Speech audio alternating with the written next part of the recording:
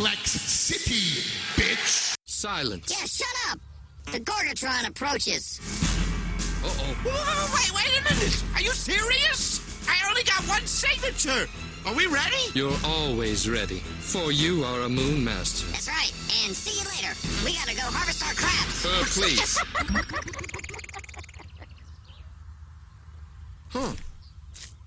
Where's the Gorgatron? There is no Gorgatron! Oh, thank God. I mean, you think we'd defeat him with this? We each should have had our own defender packs. Yeah, there's the one with the stickers and the instructional video. How to work stickers. I found it to be informative. All right. Look, for the record, I know that there ain't no Gorgatron, all right? I'm just doing this for the Ferrari.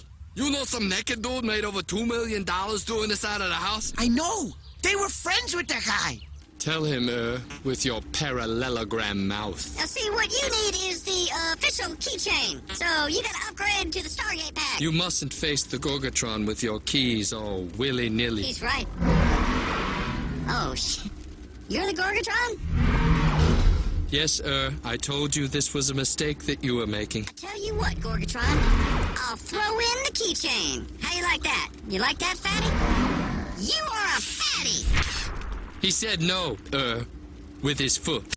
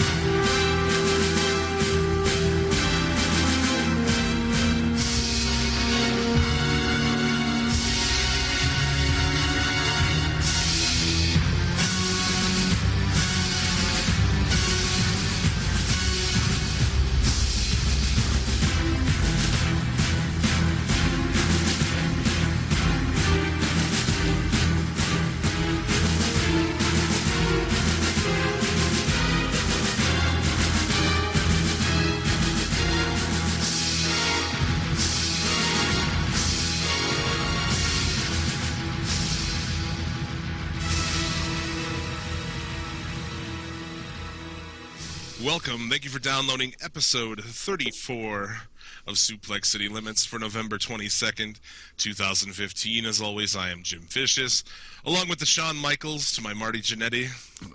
Why you gotta be so loud today, man? Rando Commando here. Rando Commando nursing a hangover. Nursing a hangover, yeah.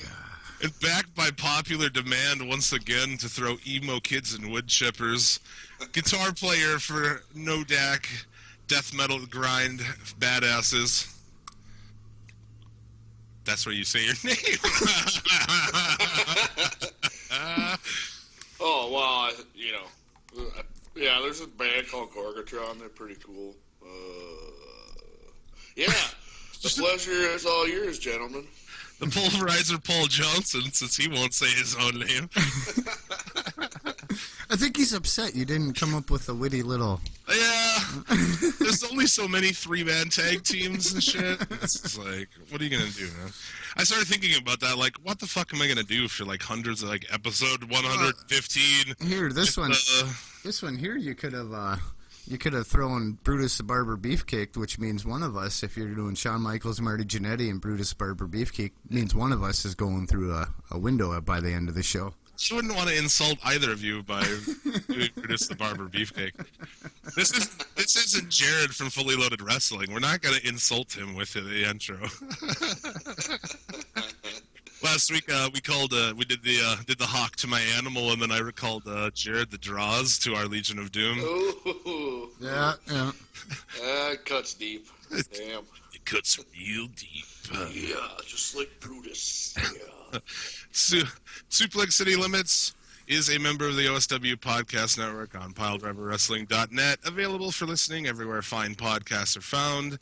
Check us out on Facebook.com/Suplex City Limits, on Twitter @Suplex City Limit. Until December 1st, you can get your very own Suplex City Limits logo t-shirt, available on teespring.com/Suplex City Limits podcast. Sizes small to 5X, shipping worldwide. Worldwide, motherfuckers. So, yeah, the reserve has been met on shirts, so they'll definitely be printing, and motherfuckers will be rocking shirts. So I'm ordering a few. I think I'm going to give away a few for Christmas. Dope. Yeah, they do. So, gentlemen, good to talk to you. A different, and last time we did a Friday night drinking show. This thing, it's a Saturday morning hangover show. I was going to say somehow liquor is still involved in one form or another, but... Yesterday was fucking Rando Commando's birthday. We had an interesting day. We lost one of our good friends yesterday, so we had a funeral in the afternoon. People started drinking at like 4 o'clock immediately after. Not immediately. We went up for some dinner. We met up for dinner. That was a good choice. Eating first was a good choice. Yeah, eating first, and so, yeah. When would you say the first alcohol crossed your lips? It's about 5 minutes after I paid my tab up at Freed's, which would have been about 4:15, maybe 5 o'clock at the very latest. Yeah, it was funny by like 10. Like when I left you was about 15 hours ago, and you were shithoused. And then we fucking went over to fucking a certain bar in Mandan, and old buddy Kyle came back with a fucking round of Patron. I knew as soon as I took that shot, my fucking night was over. I was all done. So I finished fucking opening the pull tabs, which me and Kyle went in, $50 a piece. Didn't win dick. Wow. Yeah. That's $50 you're never gonna get back. Yeah, it's okay. I've spent $50 on worse shit before. But from small Asian male hookers or what? No. I wish. I was going to say, I think that would be better than just spending your money on a bunch of little tabs. Well, yeah, at least you got something. Yeah, at least I got something out of the deal. But yeah, I mean, I knew my night was over. Me and my friend went outside after I fucking took that shot, and I'm like, yeah, not good. Oh, gotta go to the alley. I'm going to the alley. Did you puke in an alley yesterday? I puked in an alley yesterday. Yes, I did. Happy birthday to you, Rando. So yeah, then that's how my night went. So have puked and home by 10:30. Goddamn right. Yeah. Partying in your mid-30s. Goddamn it. God damn it. Well, then with the way that everything went yesterday, and just how the whole week has been, my friend here, decided to spill my guts yesterday too. So I spilled. Not only did I spill my lunch out, I spilled my guts yesterday to somebody. To a woman? Yeah, to a woman. Got shot down. Yeah, on your birthday, man. It ain't no thing. I mean, I was kind of expecting it. I just, it was, the way everything was going, I just felt like, hey, I had to get that out there. I gotta say it. You're not gonna hold it in anymore. Does she know that you listen to one of the most popular wrestling podcasts on the internet, or that you hosted? Excuse me. Yeah, I entered when we all were at the space yesterday. I introduced her, and I was like, "This is the other half to the podcast right here." All right, that's right. Yeah, so that's probably your problem. Oh, you don't think? Wait a long time. Don't tell prospective women like. You don't think it was half? You don't think it was the bits of half-digested cheese buttons that were stuck in my beard while I was telling you? That's not really the time. Like, you fucking vomited and then you're like, throw it up. No, this was way after I vomited, and I cleaned myself up. Son of a bitch, I actually came home yesterday instead of going out to eat because I had a headache, but I forgot every Friday is cheese buttons, dude. Oh, they were so good. They're pretty good. The only thing there is like... They even tasted pretty good coming back up. You're like, The only thing there is, like, you gotta order extra croutons, man, because my grandma didn't fucking sit and piss around with breadcrumbs. Like, dude, why are you trying to rip me off on breadcrumbs? There's like 5 on there. Come on now, baby. Yeah, it's bread. It doesn't cost anything. Yeah. So, yeah, you gotta order extra breadcrumbs on your cheese buttons if you ever go to Freed's. That's a pro tip for you. Yeah. No one knows what cheese buttons are. So then I walk over to, I had to go get my car today, and I needed coffee, and I ran out of coffee filters, so I'm like, well, fuck, I don't live that far from a Starbucks. And right next to said Starbucks is a Best Buy, so I went and got some coffee, and I was like, I'll go fill that hole that void in my life with some more state-of-the-art electronics. So yes, I'm on the Xbox One bandwagon now, so. Welcome, sir. Yeah, so. Well, rock some Forza after we're done fucking recording here. Fucking A, man. All right, let's do it. I am on a stag weekend currently. My girlfriend's out of town for the holidays. And I've been on a stag weekend my entire life. This is the first time in like 4 months of living together that I've been alone. Like that I went to bed alone, woke up, no one's here. It's kind of weird. Pretty good, though. Yeah, I'm having a good time with it. It's all good. So, it's nice doing whatever the fuck you feel like, isn't it? It is, yeah. It is. I actually forgot about it. I could I'm just gonna watch Ring of Honor and eat crunch berries. Fucking A. That's pretty much what I've done so far this morning. Eyeballing your Xbox. Oh, you're gonna get it so hard when she leaves. Hard and dry. Right. She's like, no shenanigans while I'm gone. Like eluding that I would, do something. And it's like, dude, you know how lazy I am. Like, you leave here, you think that I'm gonna go and do anything? Like, I'm just gonna play Xbox and order pizza. And that's what I did. I ordered pizza last night. I was like, whew. Ordering pizza. Which one did you get? What did you get, man? I just got a pretty standard Pizza Hut affair. Oh, Pizza Hut? I thought maybe they got on to me, man. I ripped them off for like fucking almost a year with an online coupon code. Oh, yeah, I remember. They abused the system, and now it won't let me do it anymore. They caught on. They're probably like, someone somewhere saw something, and they're like, hey, you see this? This guy here in fucking North Dakota who's killing us with a coupon code like once a week. Because when they brought me pizza, they were losing money with that shit, man. Oh, fucking funny. But yeah, good times. I'm just trying to figure out why you ordered Pizza Hut when you have fucking A and B pizza there, dude. Yeah, it's pretty late. A and B pizza doesn't really. I guess they quit serving fried chicken, man. They quit doing fried chicken at all locations. Yeah, it's unfortunate.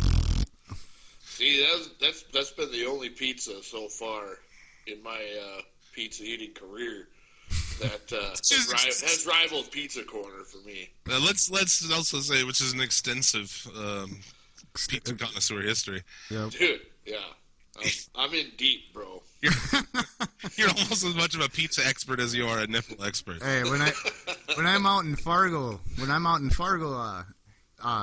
I like to get the Pizza Patrol for some reason. Yeah, that's good stuff. It's what you don't have, man. Yeah. People come here and they're like, oh, A and B, and I go to Fargo and I'm like, oh, Pizza Patrol. Yep. And then everybody in Fargo is like, you don't want that shit. Well, right, yeah. Pizza Patrol is the shit we order when it's 4 in the morning and there's no other options. Yeah. So. But their deep dish. Their deep dish is really good. I like their deep dish pizza, man. More power to you, man. That's one thing. You can only order pizza until 2 a.m. here, so being able to order until, 5 or something? Why, they're open 24 hours, man. Oh, are they? Yeah. Yeah. And they have that fucking breakfast pizza. That's usually what I order. Really fucked up at 4 in the morning, order that breakfast pizza. There's gravy on it and shit. Yeah, that works, yeah. What pizza do you have at A and B? The taco? That's what everyone has a boner for. I would usually just get whatever, meat lovers type shit. Oh, yeah. I haven't had A and B forever. I haven't been to Bismarck in a while, so. Well, when you do, give us a call, shit. Yeah, man. You know I will, baby. Yeah, you know the dream will, if you will. There's not shit going on up here anymore. There used to be, always come up and play shows with my bands and shit, but I'm not in band currently. And there's the scene up here is just like hipster bands and just no badass metal band that I can even think of in town. It's really pretty sad. Yeah. That brings a tear to my eye. It's like, unless me and that crew have a badass metal band going, there's no badass metal band. I don't know. At least you guys have fucking good bands out there. You go to that Egypt show? Yeah, Egypt and Elder and... Yeah, I went and checked it out. It was a good time, man. I thought it was... I don't know who it was who said it. I thought they said it right. They're like, I showed up a half hour late, so I only missed one Egypt song. And I was like, well fucking played. Oh, that was Aaron's old lady. I thought that was pretty funny, man. It's like, that's an astute fucking observation right there. It's true, man. Like, during their set, he's on the mic. It's like, all right, we got a couple more for you. I was like, oh, sweet, like 20 more minutes of Egypt. Right, exactly. So, gentlemen, we're here to talk about wrestling. We are. End of the day. So let's talk about wrestling. Get into, man. We can talk about some news from the week. Survivor Series was thought of as a potential target for these ISIS fucks running around. Oh, really? Yeah. I just read that this morning, actually. So, God damn. Might have been the most entertaining Survivor Series ever. Maybe the most explosive thing to happen to WWE in a long time.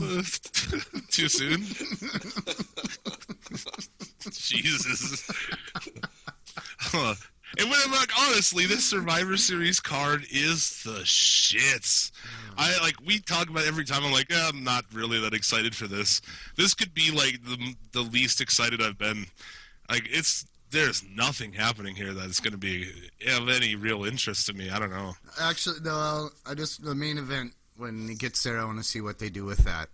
There's only one way that this whole thing can go for me to be satisfied.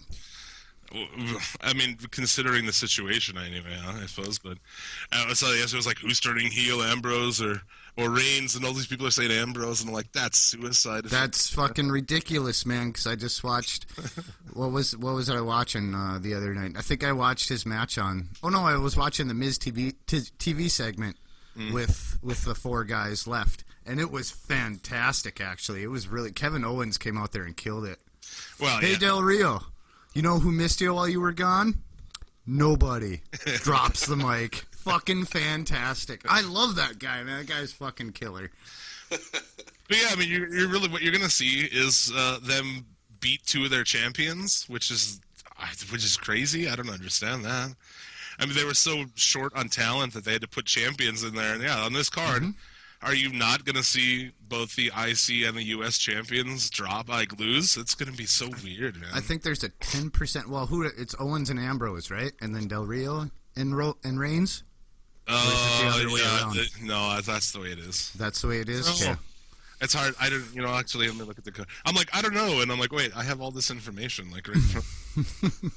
Because I'd like, as much as I'd like to see Owens in it, I think it's time for a face champion, and I would like that to be Ambrose, to be honest with you. Yeah, 100% honest with you. And I think WWE would have an easier time turning Reigns heel because he's so polarizing to begin with, and Ambrose is the biggest face on the card right now. Is the biggest face on the roster with everybody out until fucking John Cena. Dude, the internet's been going crazy with like those fucking John Cena explosion videos. Yeah, did you see that?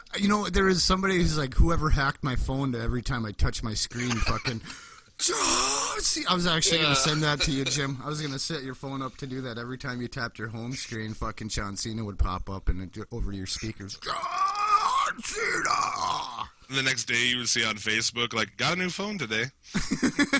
Got a new phone today. Yep. My other one broke. And yeah, it is Reigns, Del Rio, Ambrose, Owens. But yeah, I mean, the whole thing has been so fucking. The only unpredictability in this tournament was, was fucking Ryback losing. You know? Yeah, and that, yeah. To Kalisto. That was I was like, wow, okay, one in this whole thing. I mean, it's so obvious to me that it's Reigns over Del Rio, Ambrose over Owens. One of them turns heel. You know, the best bet for them is to turn Reigns heel. That's what I say. You could put the belt on him, I guess, if you want, but if they go and try to turn Ambrose heel and keep Reigns face, it is going to be suicide. It's going to be a disaster. Yep. But they'll do this shit. You know, they don't know any better. I mean, look when they had Batista win the fucking Royal Rumble. Yeah. Even he was saying, he's like, nowadays he'll say it. He's like, I was trying to tell them that this is going to go horribly if they do this, but they did it any fucking way. So you got to think like the logical thing to do, and then usually the opposite. So I guess the opposite of the logical thing would be to turn Ambrose heel and to put the belt on a face Reigns. Good Lord. But I will boycott. I swear to God, I will fucking boycott. You're just going to go on hiatus from the show until... No, I'll still come on the show. So what'd you think of Raw, dude? Didn't watch it. Like, okay. Don't fucking care, dude. Don't fucking care, man. Boycott. Still in effect. Sorry. What are we going to talk about on our wrestling show? We'll talk about the other wrestling. We'll start to have watching fucking TNA. Oh God. TNA, who got a TV deal this week. Earlier this week, and I happened to see it on Twitter, and it was right about this time. It was like, they blacked out all their shit and had a countdown, and I was like, well, this is funny, because these guys have a big announcement, you know, every fucking week. And so it happened to be about that time, and I was like, oh, dude, there's only like 2 minutes left in this, so I'm going to watch it. Counts down, and it's like a 30-second commercial for them being on Pop TV. That same home of Paragon Pro Wrestling. And yeah, if you don't know what Pop TV is, it's the TV Guide channel, dude. Yep.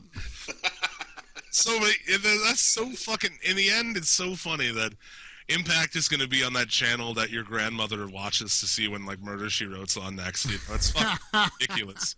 So you're going to watch Impact on, like, 3/4 of a screen. Good Lord. And they claim they're not... I think most of the fans who watch Impact already watch it on 3/4 of a screen to begin with. On their computer? Yeah. Because nobody has Destination America. That's the one thing about Pop TV is it's in, like, every motherfucker in the world has that. Well, not in the world, but certainly in the U.S. has that channel on their cable system. So I guess there's that. But Paragon Pro Wrestling is on there, and I know they pay for their spot. You know, they're paying for that... primo 5 a.m. fucking spot that they get. And TNA Impact is claiming they're not paying for this spot, but I fucking... Until they... What time are they on? What is their spot? Their spot is Tuesday nights at 8 Central. 8 Central? Okay. Or 7 Central. I'll make sure to be taking a humongous shit right around there. I'm not going to be watching, so I don't really... Like, who honestly would want to sit and watch a show like that has, like, the bottom half of the screen is, like, what's coming up on TV? It's ridiculous. On other channels? Yeah, I would. Don't you think that's suicide? It's like you're watching it and you're like, this really sucks. Oh, hey, the fucking Muppets are on Channel 11. Sweet. Oh, fuck, Quantum Leap is on right now? What the fuck are we doing? Exactly. It's just going to be like a bunch of shit that's way better going by you, tempting you to flip the channel the whole time. Way to go, Dixie. Way to go, Dixie. Yeah. Oh, God. I'm here to put the dick in Dixie and the cunt back in country. But, yeah, they claim they're not paying for this fucking spot, but... I believe them. They can't even pay their fucking help, man. Well, we'll get further into that. So, Eric Young, I apologize. I mean, I understand if you don't know who that is. He's an Impact. He's one of their dudes, but he tweeted out right after they made the announcement. Wonder what the the quotation journalists will use to make this a negative. So much for being canceled. I guess you're on Pop TV, dude. Calm yourself down. Calm your tits.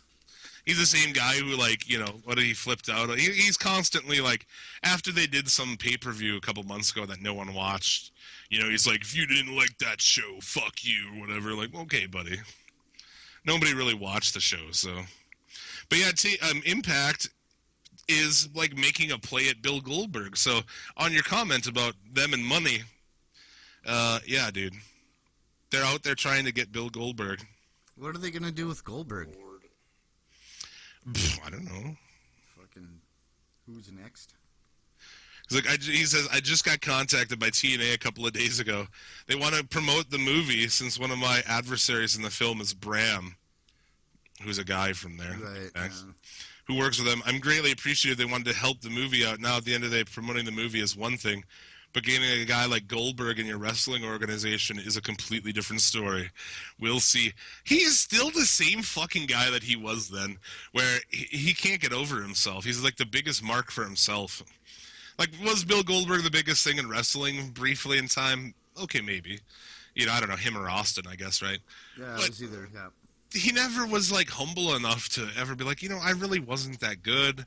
I had a lot to learn. I got into the business the easy way, and, nothing with that guy, man.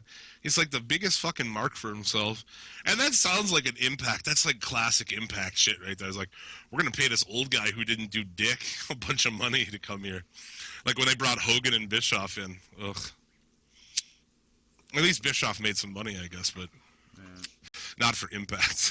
The only time Hogan ever pushed anybody was when Ric Flair was in a wheelchair down the ramp. The only time Hogan ever gave anybody a push. That's true, man. Somebody whose last name wasn't Hogan anyway. So, dude, I don't know. The fucking continued nonsense antics of Impact Wrestling. It's just great. Like, they won't go away, though. They're like the AIDS of wrestling. There is no cure. There is no cure. They just keep mutating into a I was gonna say maybe virus. Super AIDS. Super AIDS, yeah. Super AIDS, yeah. You ever play that the South Park game? Stick of Truth? I fucking love that game. Got Super AIDS. You had to go to Canada. What's wrong with your money, guy? It's all funny and green. I'm not even into RPG games, and I fucking love that game. Dude, that was a 27-hour laugh fest is what that was. I couldn't play that game for more than an hour because my face would hurt because I'd be laughing so fucking Oh, dude, I beat that game in a weekend. I played it for, like, all day on a Saturday. I played it for, like, 12 hours on a Saturday and, like, fucking 10 hours the next day. It was absurd. That was a really fun game. Khloe Kardashian was here. She just had the biggest abortion I've ever seen. You got a zombie baby, zombie Nazi aborted fetuses, I do believe, is what you had to fight in that level. Yeah. Yeah. But anyway, continue with wrestling. Yeah. So, I don't know, Impact. They're going to be recording some shows here in the UK and shit, which that's good. At least go over there because that's a place where people, for some reason, they seem to still like that shit over there. It's really popular in England, but I don't know. I guess they're just, maybe there's not a lot of wrestling, but they do have indies like crazy, like all over the world, I was watching some ICW shit from Scotland. That's crazy, man. They got like 4,000 or 5,000 people in buildings in Scotland for this indie fucking promotion. Pretty crazy. Really? That's cool. That's the thing that's great is like indie wrestling and shit has never been bigger, but the WWE has never been fucking lower for ratings and everything, so that's always a fun time. Because it's just so shitty, dude. It is shitty. Well, Mick Foley for you this week. Mick Foley is fighting to make me no longer like him. For as much as I love this guy, it's like every week he's on Facebook and Twitter, just like talking shit on wrestling fans and like trying to. It just pisses me off. So yeah, this week he says those WWE NXT fans at Full Sail who think the show is about them disrespect for the wrestlers and make the show far less fun to watch. Has he watched the fucking show? Has he watched any of it? NXT this week was the shits, man. I was bored watching that show. So what are we supposed to do? Just fucking take this shitty product that they're, that we pay for? I think the NXT crowd is fairly fun. I mean, I think they're a little over the top. But more, I have a problem with their, like, chanting along with everyone's gimmick thing that I do, making up their own chants.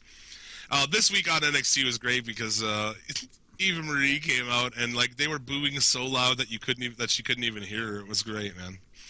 Like, Bayley couldn't even hear her in the ring. The boos were so fucking loud. Yep. Someone in the back's like, that's good heat.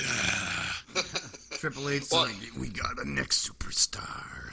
Well, isn't that like the world we live in now? Like, oh, yeah, don't boo. Like, you're going to hurt her feelings, you know?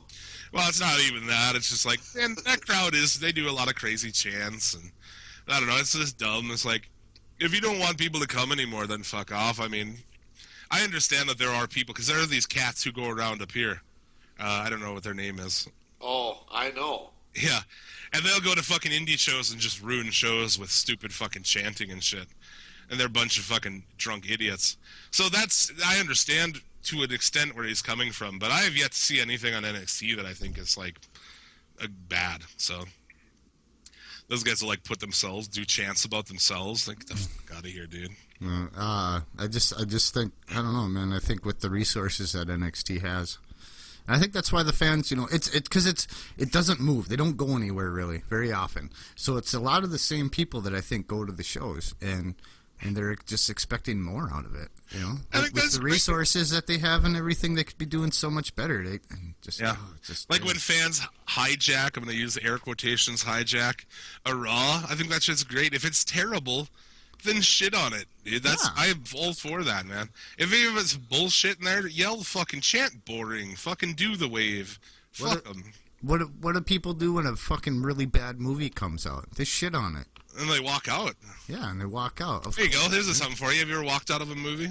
Have I ever walked out of a movie? Yeah. Yes. What movie? Made it halfway through. You know what? It was actually Half Baked. I walked out of, Half Baked I walked out of. About 45 minutes into it because smoke weed or what?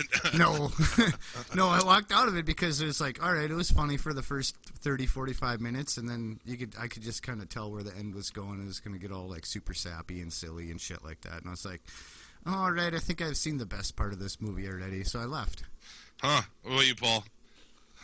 I haven't, but I should have. I went and seen Black Mass the other fucking day, and I was like, a movie about, like, one of the most violent fucking gangsters ever, and it was just the most boring piece of shit. Like, really? it was more about the FBI agent. I'm like, who gives a fuck about this guy? It's like, I want to see Whitey just, like, massacring people and shit. Right. Yeah, they're very fucking lost these days on movies. Like, that new Godzilla movie just came out, whatever, last year. And I watched that, and it was just like, who are these people? What is this shit? Like, where's Godzilla? You know?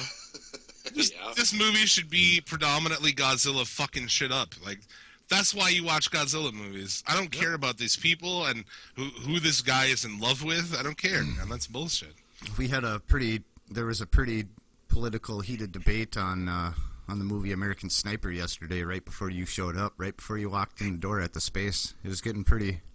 Like, it was getting dissected pretty well. That movie is fucking stupid?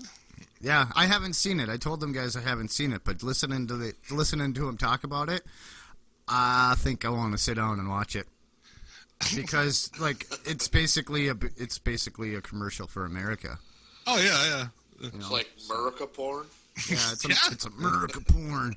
And then I guess when they were leaving, you know the two couples I'm talking about, you know? Yeah. When they were leaving, somebody said something while they were walking out because it was like dead silent. So like at the end, they were walking out, and I guess old Fozzie said something on the way out, and Gags is all like, "Oh fuck, I am not with this guy. I'm not with this guy. Beat him, not me. Kick his ass." American Sniper, fuck it, America. Band-Aids. Fuck yeah. Bath and Beyond. Fuck yeah. Oh my god. A country, I saw something the other day that there's actually more Mexicans leaving America than coming to America. I had a fantastic... That's the sign of the times right there. Man. I had a fantastic chat with a cab driver this morning. They're walking out on that movie, dude. Go ahead. How people, like, this, I got a taxi ride to go back to my car, obviously, because I wasn't going to drive that fucking thing home last night. And had a taxi driver came and got me, and he was from Spain, very heavy Spanish, dialect and everything. And he was telling me, he's like, oh yeah, and I was like, well, I heard, he was telling me about how bad Spain was and why he's over here and everything like that. He came over to work. Mm-hmm. And I was like, yeah, you got like 23% unemployment rate in Spain. I heard that's going down. Things getting better. And he's like, yeah, he's like, from what I could, understand him, it was kind of tough to understand him. His English was a little broken, but he told me that, yeah, they're reporting 8% unemployment rate. And I'm like, well, that's got to be getting better. And he's like, no, it's not. That's just everybody leaving Spain. He's like, that's just people getting the fuck out of there, man. So. His English is probably better than your Spanish, Boom. Yeah, yeah. That's fucking goes without saying. And we have the reverse of that, where like here it was pretty much just a lot of vanilla motherfuckers my whole life, and all of a sudden now there's so many jobs here. People are coming from everywhere, and like every time I go to like fucking Wendy's or something, it's somebody I can hardly understand them. Yep. No, a large frosty motherfucker. Oh shit. Oh fuck. Anyway, it's just kind of a different sort of situation. Like everywhere I go, there's like all these different people. It's pretty cool. I enjoy it. Well, some people be like, "Fuck all these people." I'm like, I think it's interesting, meet different people and shit. Well, yeah, you gotta talk to them, and they have something interesting to say rather than, "Oh goddamn Obama taking my guns, sticking her jabs." He stole my Arctic cat jacket. God damn it. Arctic cat. Due to global warming, we don't fucking even have winter anymore. So, like, this is like, when's the last time you rode your fucking snowmobile? Like 5 years ago when we had a crazy ass blizzard in like April or something. Yeah. Like we're almost to the end of November. We've had a speck of snow here, man. There is a dusting of snow over in Mandan when I went and got my car. I'm like, what the fuck? Yeah. Like, but that's it, man. Yeah. There's nothing over in Bismarck. Like as soon as you cross the bridge, man, there ain't nothing over here. There's no snow, no nothing. Yesterday afternoon, a coworker and I were like hung outside and just like smoking cigarettes for a while. I was like, just in a t-shirt. I'm like, this is fucking awesome, dude. Middle of November. Yeah. Fuck winter. Global warming's going to be sweet for a little while. Well, for us, it'll be sweet. Yeah. Once the glaciers, then it's going to be like water world. Well, I'm not going to have children, so I don't have to really, personally, I don't really worry much about it. Once I'm gone and all the people I know, whatever. Once I'm gone and every person I've met, then whatever. We've done this to ourselves. Yeah, we have. So what else we got to talk about? So we'll talk about Melissa Joan Hart. Probably the only time we'll ever talk about this broad. That chick from Calista Explains It All. Sabrina the Teenage Witch, I do believe. Was Sabrina the Teenage Mark. She tweeted out on Monday, Kevin Owens is a lazy wrestler. Yeah, I said it. And then just the fucking fury of the internet unleashed upon her. Dude, I actually, that was our most active shit on Twitter. I took a shit, I didn't even shit on her. I was like, what qualifies her to know anything about wrestling? And a lot of people, we had a lot of chicks messaging us like, ma. Oh, really? Yeah, if I wanted to fucking be nagged by a woman, I would go and wake up my girlfriend. Were any of them single? Get on there, man. Oh, yeah? Well, I should. You got to send me the password, because I don't remember what Oh, yeah, no, you changed it. Okay, I got it. All right, no, I got it. That's right. Yeah, ladies, you want to have a date with Rando Commando of Suplex? The most eligible bachelor in all of podcastum. Yeah, exactly. You can imagine, ladies, post-coital cuddling with talking about the upcoming pay-per-views and shit. I mean, we can cuddle while we watch Superstars. Why would you want to watch Superstars? It's just background noise. That's all. Back groin noise. Back groin. WWE Network and chill. Yeah, that's true. You find a chick who's like hardcore into wrestling, man. Props to you, then. Yeah, fucking right. Better tried educating the gal on the Dudleys the other day, and she fell asleep with it. I was like, well, I guess things aren't gonna last. What, did you use a little too much? Use a little too much chloroform or what?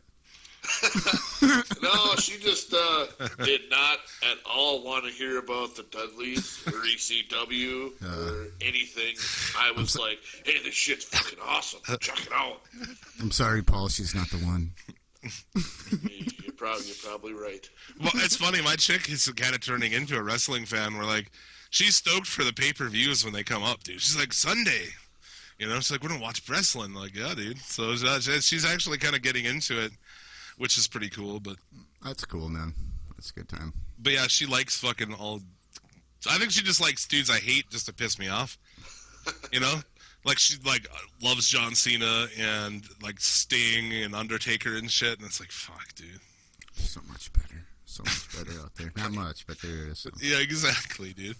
She's like, I don't like Seth Rollins. I'm like, well, you're not really supposed to like Seth Rollins. Yeah, you're not supposed to. But yeah. John. Yeah. Michael, where's Seth Rollins? Michael. Hope the knee's getting better, Seth. Take your time, buddy. Yeah, take your time. Take your time. No, they bring him back as face. I see that. I'm down for that. Bring him back face, and that'll be good. There's no choice. I mean, right. You have to bring him back face. People are going to be way too happy to see him after these next 9 months go by. Right. Yeah, they're going to be good because, like, he's not good, is he? I mean, at least the heel they booked it as, he sucked. Yeah, I thought, like I said, man, like, you know, when we first started all of this, I was pretty excited to see where they were going to go with his heel, or with his championship run, his heel, and it has been and was garbage. It was a bunch of dog shit. Yeah. I was there and people were dying. You got this guy who is arguably the most talented worker on the roster, and that whole fucking title run, we got like what, 2 really good fucking matches because they were too busy booking him as a pussy and booking him with Kane and shit. Yeah, going over on all these old guys. I can kind of see why they were doing that, you know, making him the next, you know, big thing. But beating a fucking, nearly killing a 56-year-old man in the ring is not really impressive. Yeah, and then he fought Sting. God, Sting. We're gonna talk about Sting here in this minute here. We'll go ahead and get into fucking what we are now calling Mark Tank. These are my favorite. Because I guess, you know, the original name was taken, so shout out to that show anyway. They're a good show. You think we do long episodes, man? These guys, like, there's a show, they do like, their last episode, 5.5 hours. Oh my God. And I'm like, dude, that's way too long for me. If you asked me to do a 5-hour podcast, I'd tell you to go get fucked. I think the farthest we ever did is some nights where we would, like, get fucked up and lose track of time, and we'd be like 3.5 hours. Yeah, we did a couple 3.5-hour ones. Yeah. The Halloween one went long. The Halloween episode went long. The Halloween one could have went 4 hours. We had a bunch of shit we didn't even get to. Yeah. Let's talk about Halloween Havoc and horror movies, and yeah, none of it. Reese's Pieces. Fucking Reese's Pieces. We're still like a half hour on candy. Yep. Oh, dude, you know what candy I like, man? you remember cookies and cream Twix, bro? Yeah, peanut butter Twix, bro. Whatchamacallits. What? I still, whatchamacallits my favorite candy bar. It's a motherfucker right there. Well. Delicious. So, Mark Tank, today's subject. What is the WWE going to have to do to draw 100,000 for WrestleMania in Dallas? What are they going to have to do? Huh? I say, spoiler alert, there's no way that they can. Spoiler alert, yeah. They're going to have to give away free tickets, man. Yeah, exactly. Buy 2, get 1 free or something. Yeah. Buy 1, get 2 free. Buy 1, get 10 free. What the fuck? RJ Reynolds, you sons of bitches. I just tried to light a cigarette. This one it's fucked out of the pack. Bursting at the seam on the bottom, dude. Oh. Come on. That's a shame. I'm trying to get fucking... RJ Reynolds, what do you smoke over there, man? Oh, I'm a Philip Morris guy, I guess. I smoke... For my money. Philip Morris. I smoke green plants primarily, but I also smoke Camel cigarettes. Oh, okay. I'm a Marlboro guy. Smoke fat cigarettes for a fat guy, dude. Camel Wide lights. Yeah. Fatties. Yeah. Fatties. Yeah, man. You gotta have a fat cigarette. Anyway, the Mark Tank for this. So there's some doozies. Fatah Castrati, Brock Lesnar versus Batista. What the fuck is wrong with that guy? That's gonna pack him in, dude. Oh yeah. So, But who? That's all I can say, man. Jesus. Tommy Ray Smith says Austin must wrestle. Rock and Rousey versus Triple H and Steph. Shane McMahon must appear. I can. Shane Like, O'Mac. people they'll be like, oh, Shane O'Mac's gonna be at fucking WrestleMania. Like, I would be online buying my ticket. What the fuck? Taker versus Cena. Reigns versus Lesnar. Daniel Bryan versus Shawn Michaels. The old people thing. It's like, why is that so ingrained? People are like, well, Steve Austin wrestle, or like same thing's going on with Undertaker and these guys. It's like, You know why the old guy thing is so ingrained? I Because do. There's not a huge. What do you have for a big draw on that roster right now? You got Lesnar, and that's it. For a big mainstream draw, that's all you have. You got Lesnar, and that's it, man. it's true because they haven't really built any of the stars since Shawn Michaels and The Rock and Undertaker, Austin. They haven't built anybody new, and for a company that at least prided themselves on making stars, man, they really fucking can't do it anymore, can they? No, they can't, because they're gonna, now with what happened with Ronda Rousey. Well, get into that too. Ouch. Yep. There's still, but Reigns. I see Reigns is like they're still doing the Hulk Hogan shit. Mm-hmm. It's still the Ultimate Warriors thing. It's the same. They're trying to do what they did then, and it just doesn't fucking work anymore, man. It doesn't make any sense. Like, well, this guy's really good looking, can't wrestle or talk, but he's gonna be the man. Yeah. Be the man because he gets Vince's pants tight. Hogan could talk, though. That's the difference there. Yeah, Hogan could Oh, talk. that's true. Hogan could. His promos were fucking awesome. Let me tell you something, brother. The apple pie strap match. That one wasn't very good. But I know what you're saying, though, because I walked away from WrestleMania last year, was like, holy shit, that was pretty awesome. Oh, wait. Yeah, because they brought back everyone from the Attitude Era. You got to see the NWO and DX and shit. I was like, I just relived the Monday Night Wars. That's why it was awesome. And, I mean, the heist of the century. I like that ending, too, but... Yeah. We're at that point now where from what I would consider the glory days, man, there aren't many of those guys left. Nope.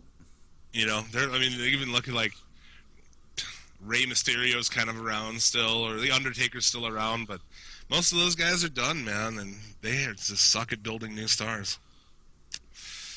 Anyway, I've got more. There's even better ones too. I know that guy's Shawn Michaels and Daniel Bryan. So good. And Charlie Baumford says, end the PG era starting at WrestleMania. Then you'll sell out 100,000. End it then? I don't know. What? Yeah, okay, no. You'd have to end it now. We've talked about on here before. Going back to that type of product, it doesn't matter. Like, the problem that it's not PG being the issue, because Ring of Honor is a PG show and it's fucking great, Yeah. If you can do PG and have a fun, like any of the other, WCWC's YouTube show is PG and it's way more fun to watch than fucking WWE is. So that's not the issue, man. But that's just funny that a lot of these people seem to think so. Anthony I don't even know his last name. Have Undertaker face Cena for a Buried Alive match and win. So he'd have to win to sell the 100,000 tickets. I don't really. No. It is going to be Undertaker and Cena. Though. Watch, mark my word. Well, they haven't wrestled each other since 2003. So I can see that. I can see that's something that the fans who have watched over the past 10 years. I'm not God one of help them. those. Well, God help them, right? I can see where they want that. I can totally see that, and I just don't. know if you'd really have to rely on Cena to carry that match again. How many years have we been saying, like, I don't want to see Undertaker versus anybody? Right, but I can see where they want that match. I'm not particularly saying that I want that match, but I can see where they want that match. At this point, I'd like to see the Undertaker versus a recliner. I would like to see Undertaker versus him filling out his AARP paperwork. Undertaker versus figuring out what he's going to do after he retires. Undertaker pulling out his IRA. Oh, man. So ridiculous. Undertaker versus a bottle of brewed juice. Undertaker versus his Depends trying to get him on. Oh, my hip. Oh, my hip. Sorry. I will make my regularity rest. Peace. Yes. He'll be stuck in the gimmick, dude. Like, his wife will wake up and he'll be like fucking with an iPhone strapped to his fucking chest, like slow walking down the hall.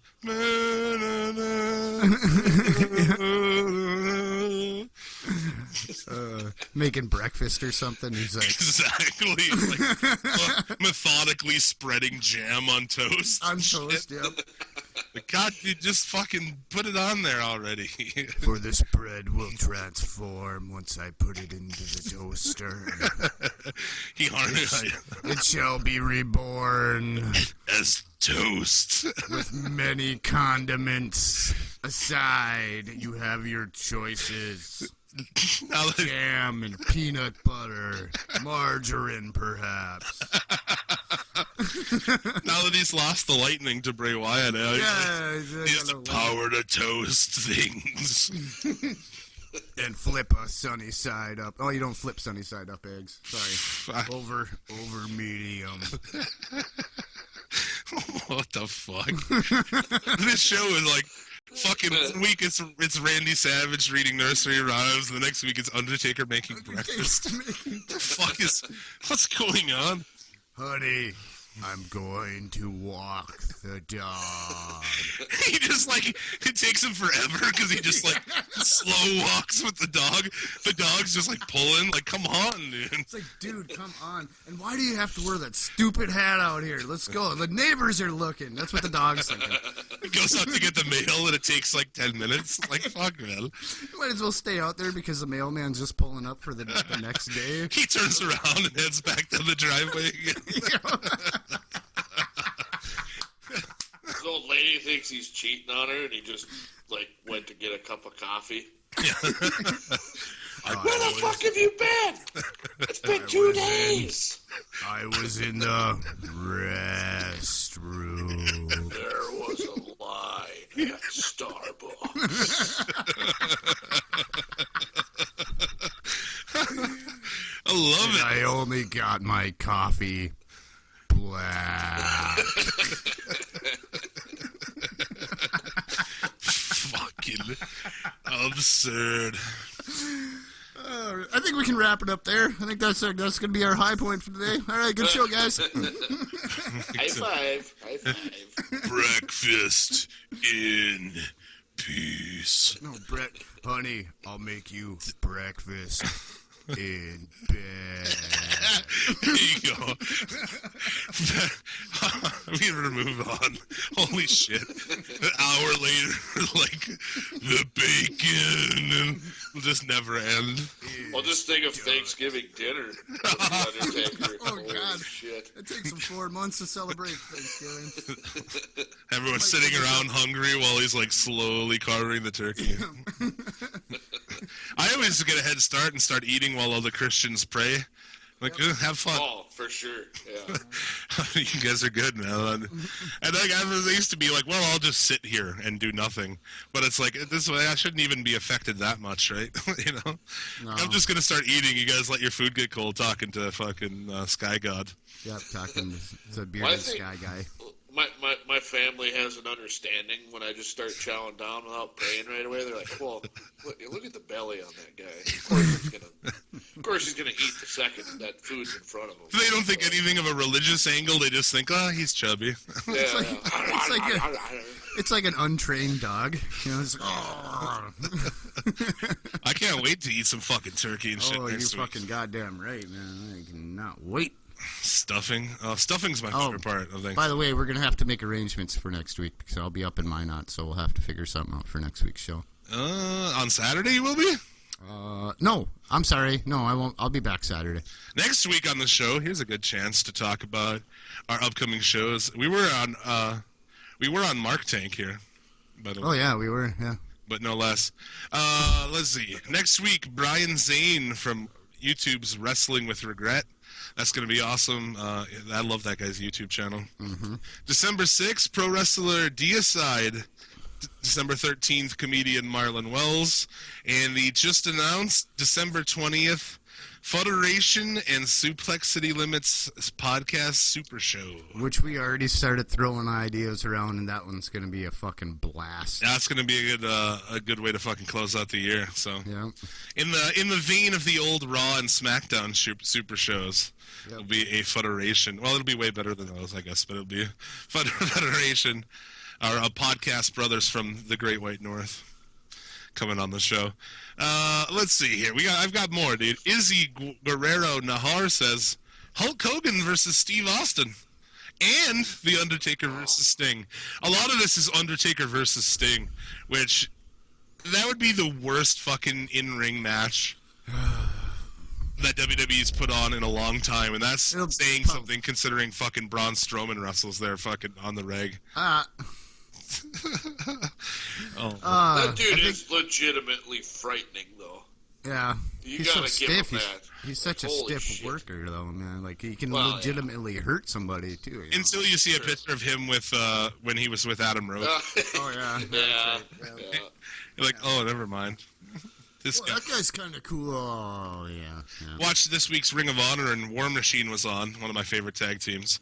And it's all I can think is, like, here's two guys who would be so much better than Braun Strowman and Eric Rowan in the family. You know? Just, I don't know. Eric Rowan is the shits, that guy. I can't believe they even brought him back. Speaking of shits, I'm going to have to step away for about 2 or 3 minutes, so continue without me here. You got taking a shit? Well, it's one of them hangover, man.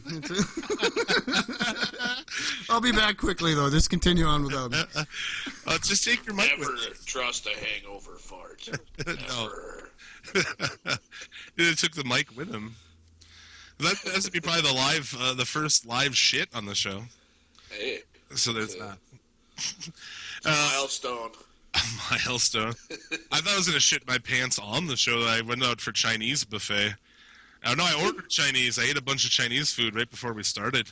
And I was like, this is going to turn out bad. But my stomach, man, through the years of bullshit I've put inside of it, man, it's iron. Fucking took a beating, huh? My girlfriend would be like, you stomach a little, odd today? Or you been shitting a lot today? I'm like, no.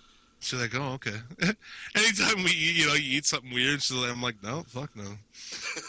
Rock. Steel trap. Yeah, I could pour fucking, bacon grease down there and nothing would happen. The thing is, with all the weird shit I've eaten. Like I was saying earlier about, this week she made fucking bannock dogs, which is a hot dog with fucking pieces of bacon and cheese rolled up in fry bread dough and deep fried. Oh, man. I have such a food boner right now. Dude. God damn it. It's pretty fucking amazing, man. I feel my arteries clogging and my breathing heavy. Yeah, about it. it's not something that you should eat, really, probably, but they were delicious, man. I'm sure. Yeah, she makes the fry bread, man. Outside Indian tacos, they were delicious. Oh, why do I do things like that to myself? That's pretty quick, man. That must have been knocking when you left. We almost had a fucking brand new fucking shit in your pants while you're a grown adult story. We almost had a Code Brown on the show. Or Oof. Oh, man, I need to frickin' stick a piece of Trident up my ass or something. Something ain't right. Put a fucking tampon up there. Oof, God. Oh. Did you wash your hands? Of course. I didn't. Holy shit. Oh, fuck. All right, anyway, where were we? Yeah, this some cat calls for Goldberg. Yeah, that he was so good last time he was there, right? Oh my God. Bring back this guy. I don't know. He has a lack of vowels in his name. Jake Sanchez. Bring back the Hardy Boys and Bobby Roode. Make the Hardys versus Dudleys versus Beer Money. That's an Impact tag team. In TLC for tag team champs. Bra and Panties match. Stone Cold versus Lesnar. Sting versus Taker. Jesus. And that's the thing, we think, like, WWE, like, they're so fucking dumb. Like, they couldn't do a worse show. And then, like, then these fucking marks come on here and say, like, shit like that. Unbelievable. That guy had, like, that would have been the shittiest show. Imagine that show. Jesus. Wretched. That was this week's Mark Tank. These are people. Oh my God. Fuck. So, moving on from that nonsense. We've talked a little bit about Ronda Rousey. Let's talk about it. Taz claims that the finish to that fight was fixed. What Oh a God, silly just fucking enough. bitch. Enough people already. Enough. There's no way. If you watch that, you knew. This broad comes on one of my friends' pages and like, everybody's talking about it and it's fake. And I'm like, I said right to this chick, I'm like, dude, if you want to fucking come over to my house, I will gladly fucking knock you out with a throat shot, dude. You know? Her argument was like, you can't be knocked out on a throat shot. Come over to here and I'll fucking do it. I will like give you a knife edge to your fucking. Oh my God. She got mostly jaw bone on that though. I mean, her shin was fucking flush with her jaw, and I mean, if you can take a fucking shin to the jaw and not get knocked out, you're a fucking borderline superhero. Right. Yeah, I just think, and like I watched some videos online. And there's these soldiers learn this move. It's basically a knife edge to the fucking vein on the side of your neck. And it doesn't even take a lot of force. You give somebody a good stern fucking shot right there, they're going down, dude. So it's nonsense. And Taz, what a fucking... I can't believe that guy's radio show is as popular as it is, because it's really just nonsense. Like, if you look back and, like, you think, like, of all the dudes of the past, like, Taz was really awesome. Well, okay then, dude. Still not a member of the most prestigious Hall of Fame in podcast. Probably nor will he. Well, I think that one shot back in ECW when he was fighting Bam Bam Bigelow and did that reverse duplex off of the ramp. That's fucking so terrible. Holy shit. Oh, man. He's lucky to be alive. Lucky to be walking, man. He is lucky to be alive after that. That was a fucking crazy bump. He said he was out on his feet. He don't remember the time. He doesn't remember. I actually just watched that for some reason. It popped up on my YouTube. Yeah, same with me. Same with me, actually. So, yeah, and it just, I sat and watched it. He said he doesn't remember fighting through the crowd. It's awesome. But yeah, I mean, and now there's this shit I'm seeing with Holly Holm. You can look online, dude. Do you guys see her pussy or what? You mean her dick? Yeah, dude. You mean, like, her fuck... What's going on there, dude? And people, a lot of experts are saying they're like, that's exactly fucking evidence of steroid use, man. Yep. It hangs. You would think that you would not fucking go down to that far if your pussy looked like that. You know what I'm saying? I just don't. I mean, that thing was pretty meaty. Yeah. I've never come in my fucking days. I've never come across a pussy that looks like that in the wild, man. It's hiding something. Who knows? She should have turned around. Be like the end of Ace Ventura, man. Ray Finkel. Yep. Finkel is Einhorn. Finkel is Einhorn. Oh, dude. And she's a big muscular bitch, dude. I don't know. She probably used steroids. She's got a very strong jawline, too. Yeah, I don't know, man. Rousey, I don't know what happened there. She, wasn't prepared. But with the lack of fights that these guys have, it's not like boxers where it's 30-0 versus 25-0 where they've had a lot of fights. You're talking about 12-0, man.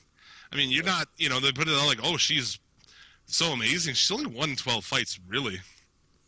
The schedule for MMA is so much less than boxing and other sports like that, So I don't know. It was certainly a surprise because I know last week we did say like Ronda Rousey be fighting the next bitch in line, and she'll get beat her in a minute or something. So I didn't really look into it. I don't follow MMA as much as I used to, but certainly an upset. So that was interesting. Like I said, I just wanted to see if you guys had seen her fucking dick.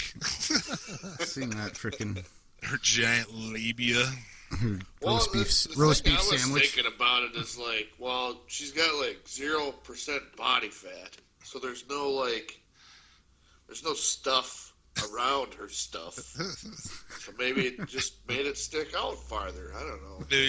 Maybe she has an Audi. I mean, I've seen some crazy looking vaginas in my day. That's all I'm saying, man.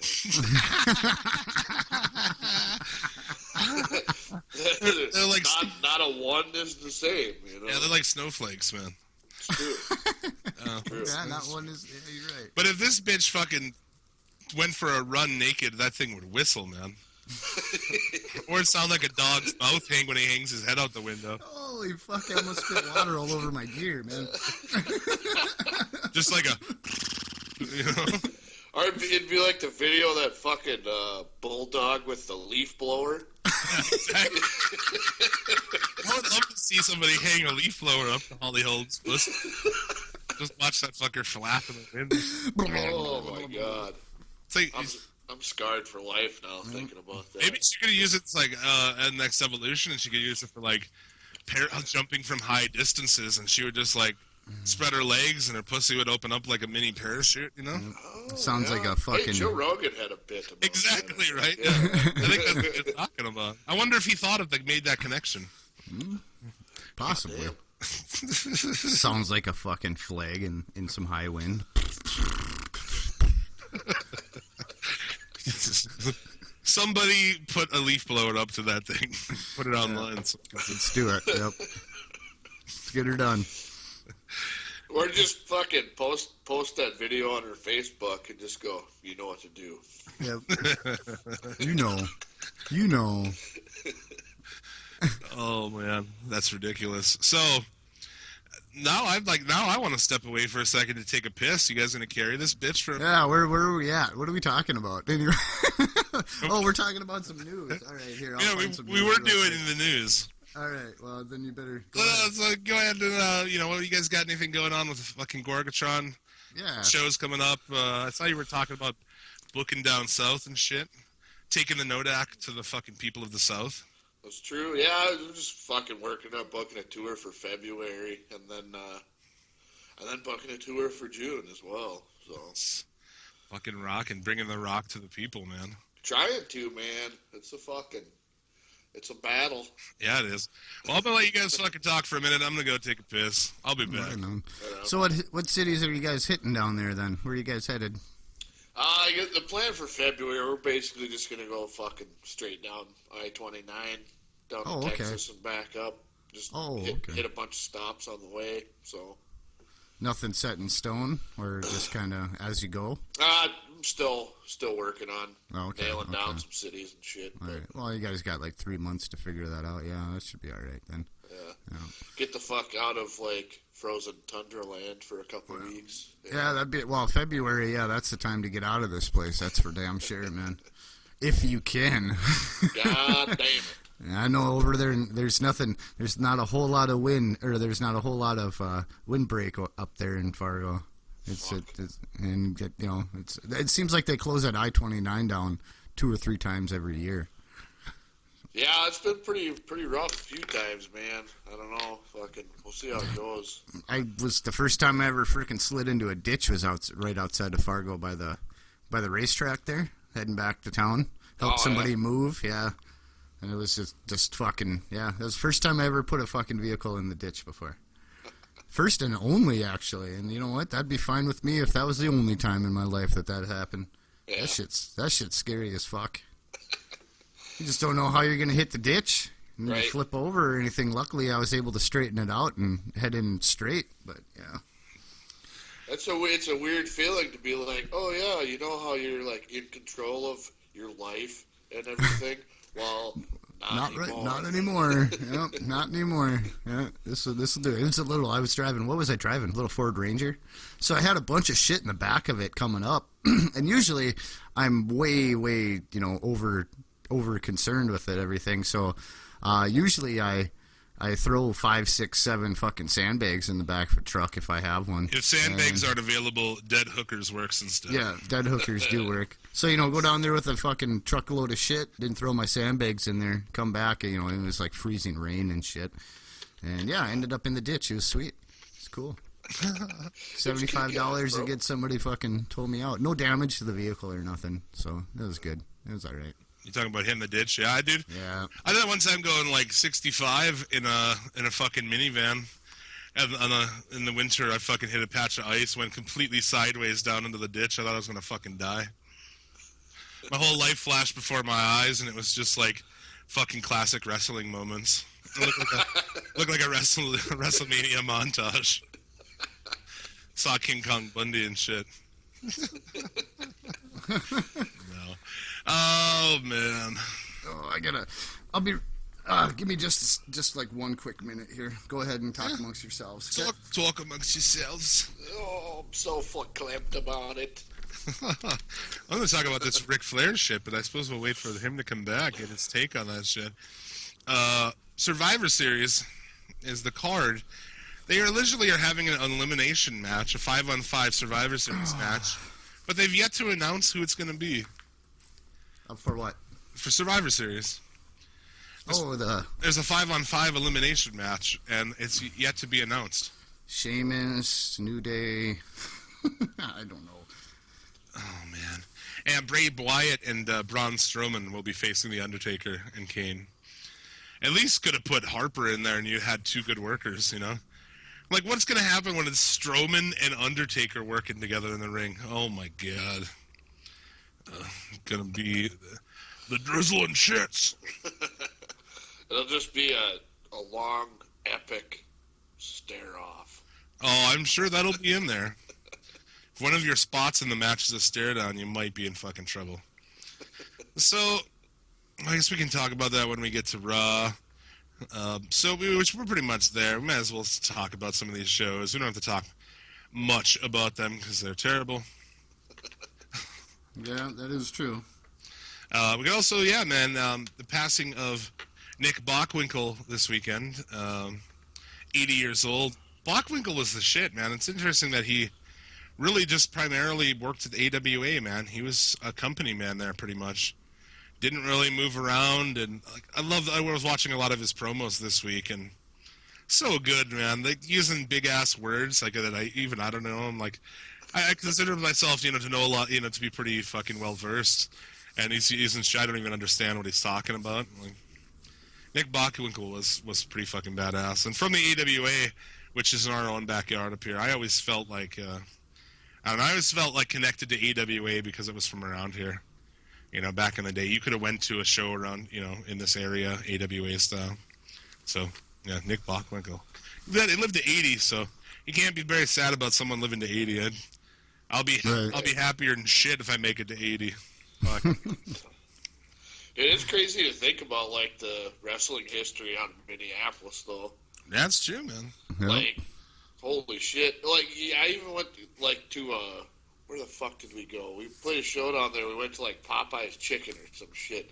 And I remember they had, like, autographed pictures of all these fucking wrestlers. But it was, like, all guys that worked in AWA. And Bockwinkel was actually one of the pictures up there. Oh, yeah. It was like, Legion of Doom and fucking, like, the list goes on. I was just like, God damn, man. Those guys are from Minnesota. Well, Animal, anyway. Yeah, well, I mean, just the whole, like, Vern Gagne fucking school up there and shit. It was like... That school, that's the thing about it, man. Like, Vern Gagne gave a lot to the business, man. Like, you look at how many people went through that school, man. Yeah. Oh, who is who of wrestling of our fucking childhood went through that thing. Ric Flair and fucking those guys. I mean, just endless. Kurt Hennig, Rick Rude. All those guys are Minnesota boys, too. Hennig, Rude, Animal, A lot of people. So yeah, Minnesota does have some wrestling history. It's still they got some indies out there and shit. It's still keeping it. It's still going. Someone was trying to run shows under the AWA name for a while. I was like, I don't know what the fuck they were thinking. And WWE put a pretty quick stop to that shit. Just pick 3 other letters, man. Who gives a fuck? Now they're just trying to ride coattails there. Right. So let's talk fucking Raw, dude.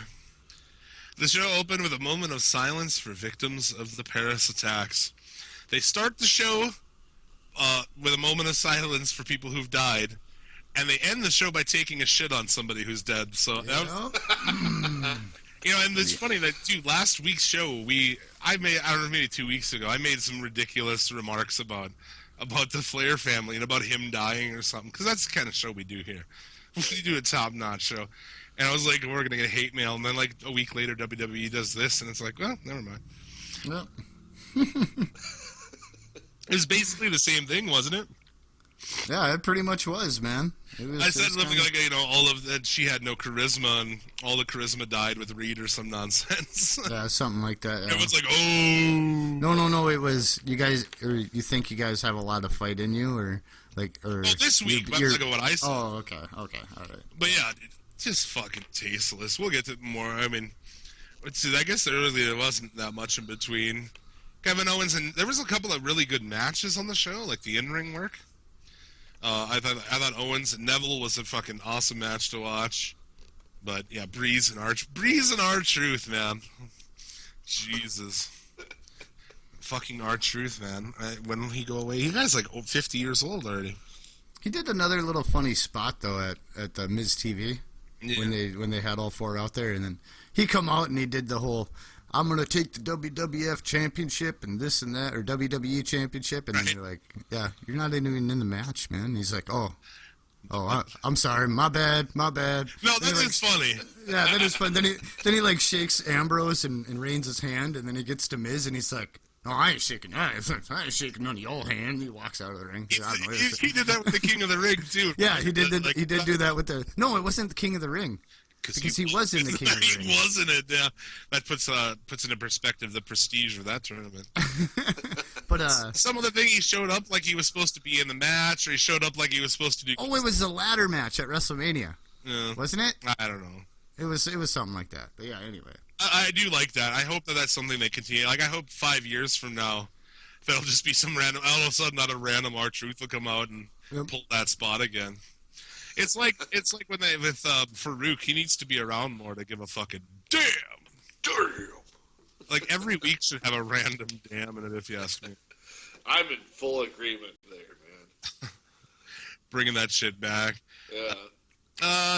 Dean Ambrose beat Ziggler to move into the, to move on in the tournament. Pretty good match. New Day, Ryback, and the Usos ended in DQ. That was the shits. I mean, there wasn't much to this, dude. The Dudleys were back, thankfully, but they wrestled the Ascension, so. Oh, God. Yeah. The Ascension, who were on NXT this week, jobbing out, so. Regressing. Yeah, when you get called back to come down to NXT to fucking, to get squashed, oof. You might want to start thinking about what you're going to do after wrestling, dude. And I guess, too, we've missed I totally skipped the whole beginning, which I do want to just take a shit on real quick if we can. That Kane and Undertaker shit, what'd you guys think of that?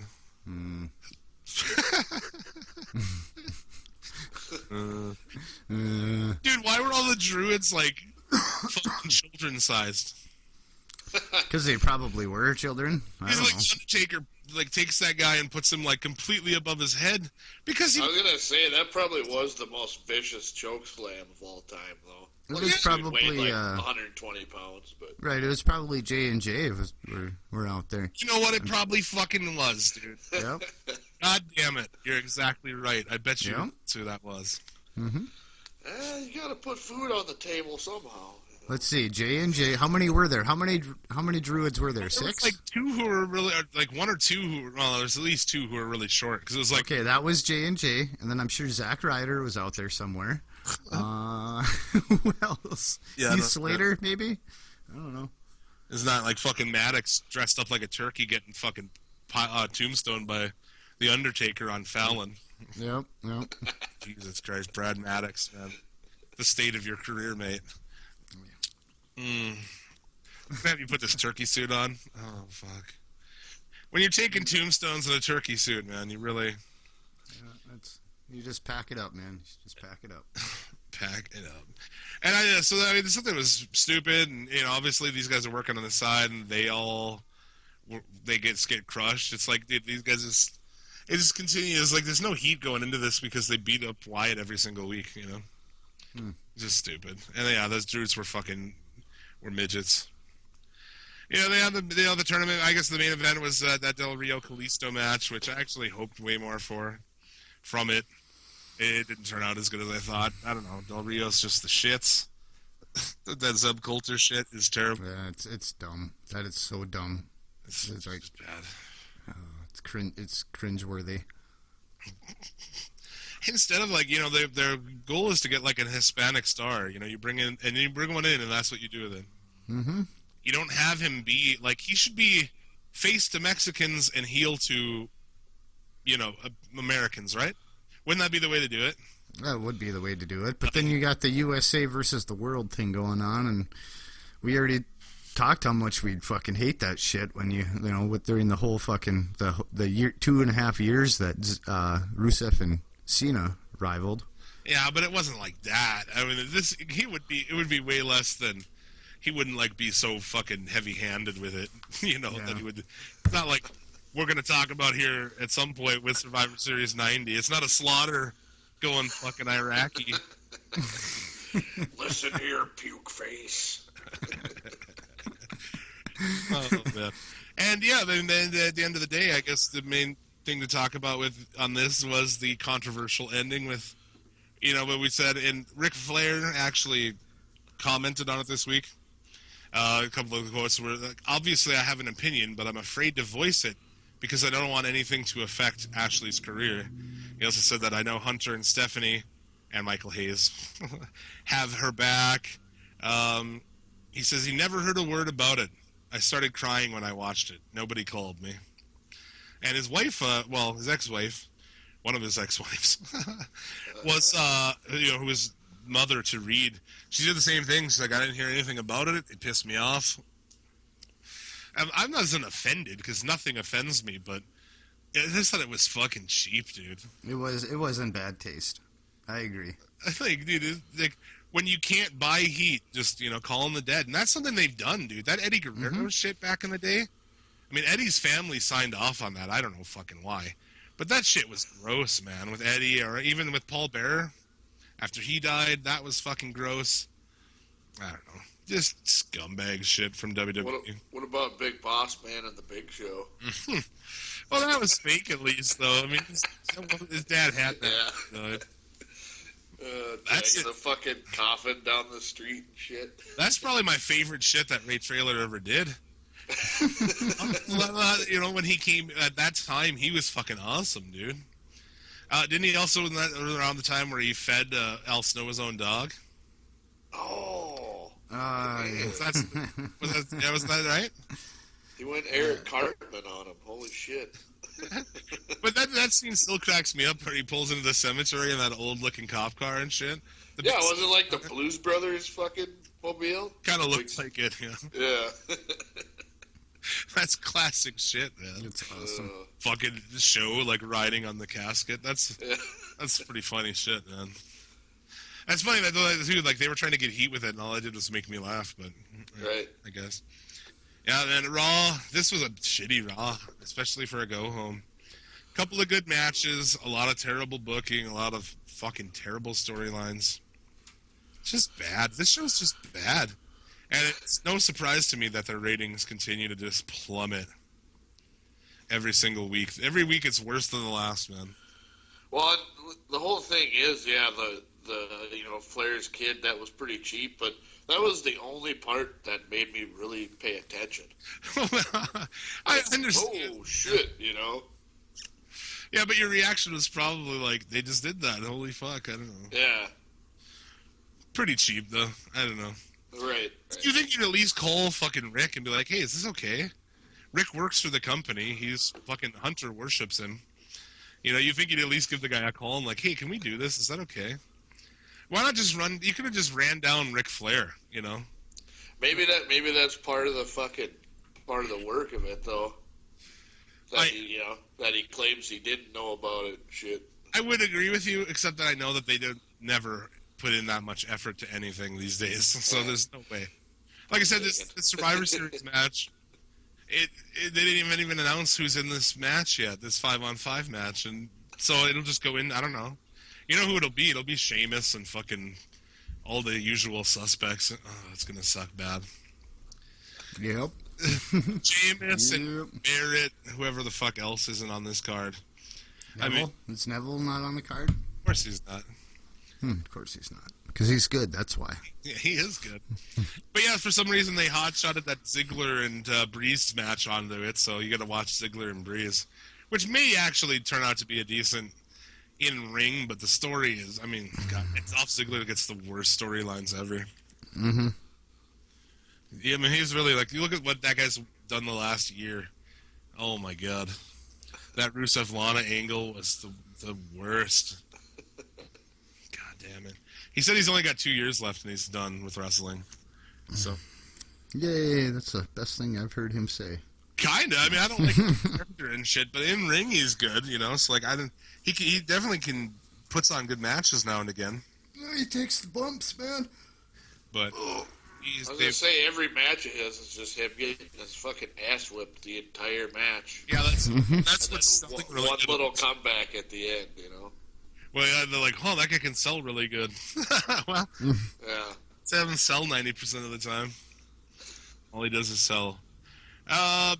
With Survivor Series coming up this weekend, the 25th anniversary of The Undertaker, actually falling on the same date, no less, November 22nd. The Undertaker debuted at the Survivor Series 90. Thus, we thought we should watch Survivor Series 90, in preparation.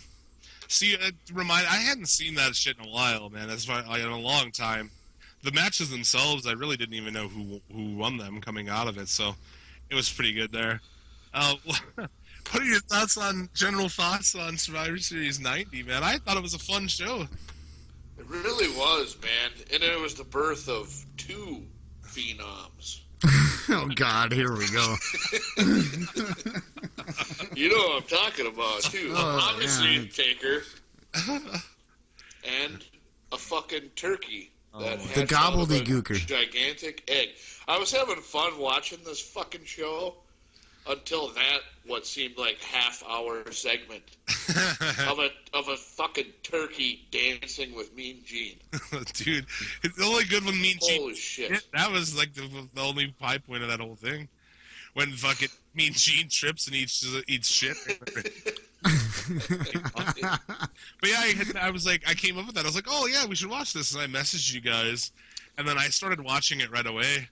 And about 10 minutes later or whatever, I fucking saw the egg, and I messaged Rando. I'm like, dude, this is that show. Oh no. Yeah. What was my response? I think my response was just like, "Oh Lord," or something like that. It was something simple. What do you think that Mean Gene would when that was over? Just like, fuck my life, dude. Yeah. I'm gonna get in the hamburger game, dude. How the hell do you think? Shortly after he signed a contract with WCW, probably. Like, I'm getting the fuck out of here. Yeah, how do you think Hector Guerrero felt? Oh my God. And like I said, of all the crimes against the Guerrero family, that is at the top. That is a travesty. That's right up there with fucking Kerwin White. Oh God. God damn it. What the fuck were they thinking? The best quote from that segment, though, was, "You got a set of legs like my mother-in-law, pal." Yeah, agreed. When you said it, I was thinking, like, I'm sure he's going to talk about that. Yeah. Yep. The Undertaker, man. Weird seeing, him in full light and shit, but Pretty I was blackout. just waiting for them to call him Kane the Undertaker, but they didn't. Did they edit that out, or did they just not call him that at this time? Maybe they did. Maybe they did edit it out, because I remember then they'd have that Who was the cat that always would do the WWF news, like in the editing room or whatever, where they, you'd see all the fucking monitors back behind them. And yeah, I remember seeing that. Mooney? Sean Mooney, yeah, there you go. Oh man.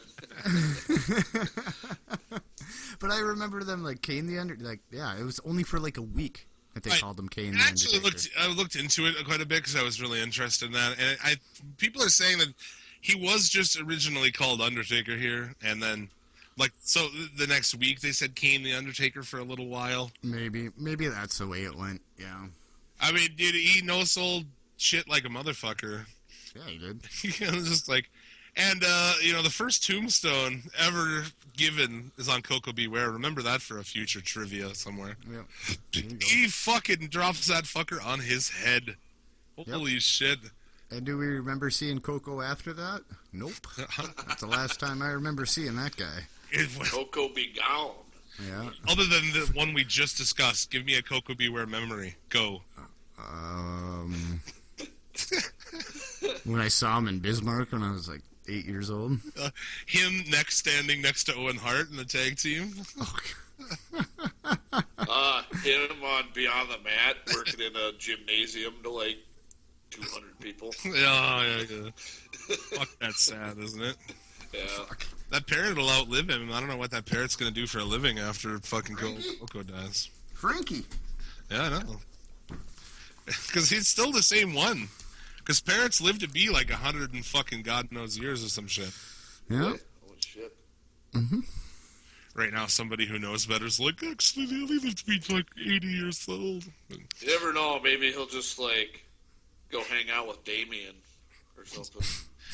Shake the snake killed so many of those snakes, dude, over the time. Snakes would just die.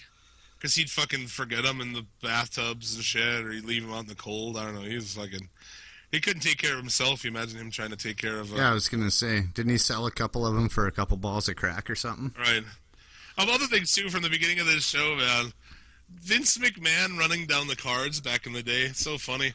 I came home. I came home and I'm like, yeah, let's watch this, the debut of The Undertaker. Somehow I accidentally picked SummerSlam first. And I was watching, I'm like, wait a minute, dude. It was on Survivor. What the fuck am I doing? I had already had my medicine by this time, so it's to be expected. But, dude, the old I noticed that SummerSlam, which is the one previous, was McMahon and Piper calling the show. This one had Gorilla and Piper, which was so much better because I hate McMahon calling matches. What a maneuver! I loved his intros, though. Dude, that's what I'm saying. Yeah, dude. Yeah. Like, I've actually adopted, like, how...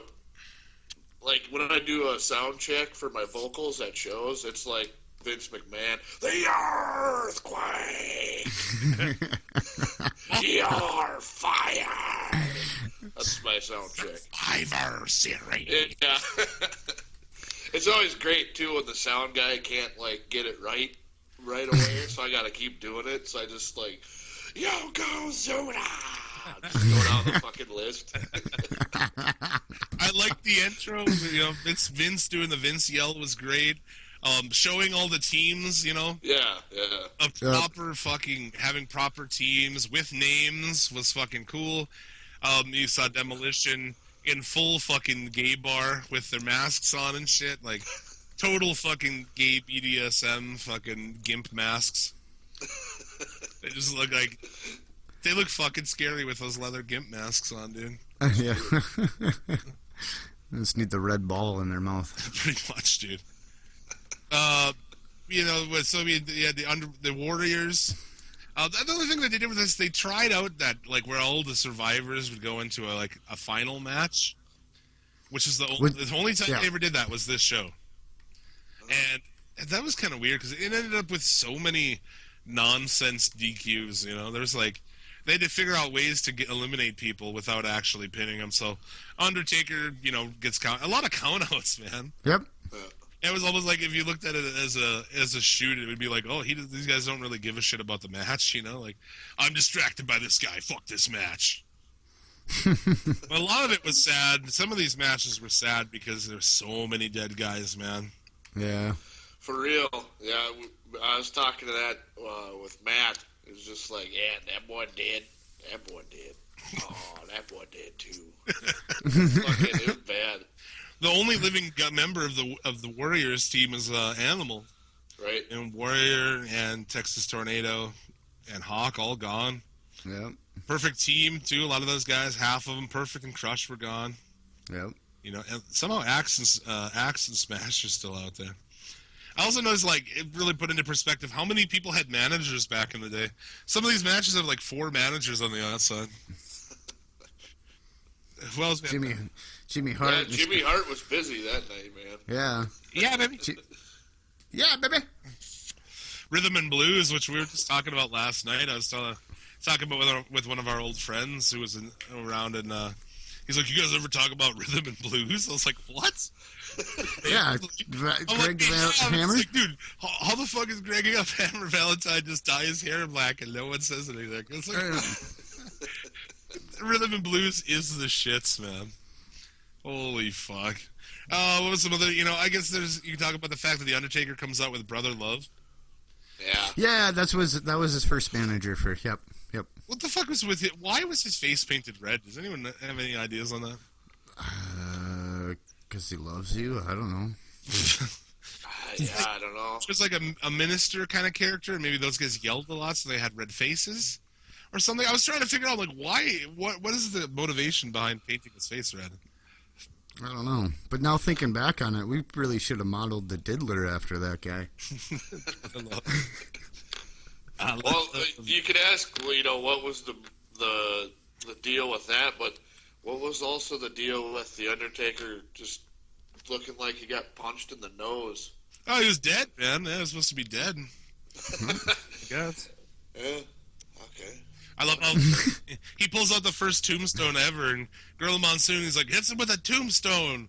I think it's called a tombstone. That's like McMahon when the Mantar came out, and somebody was like, they're like, it's the Minotaur. And whoever was with him, and then McMahon's like, oh, it's Mantar, I believe. Fucking Mantar. Wasn't that Piper who did that? I think it was Piper. What do you guys think of the commentary team of Monsoon and Piper? Pretty short-lived team. Yeah, I loved it, though. I could listen to those two guys all day. I thought Piper was too much on the show, really. I mean, I really like him, but he was way over the top on this, man. Yeah.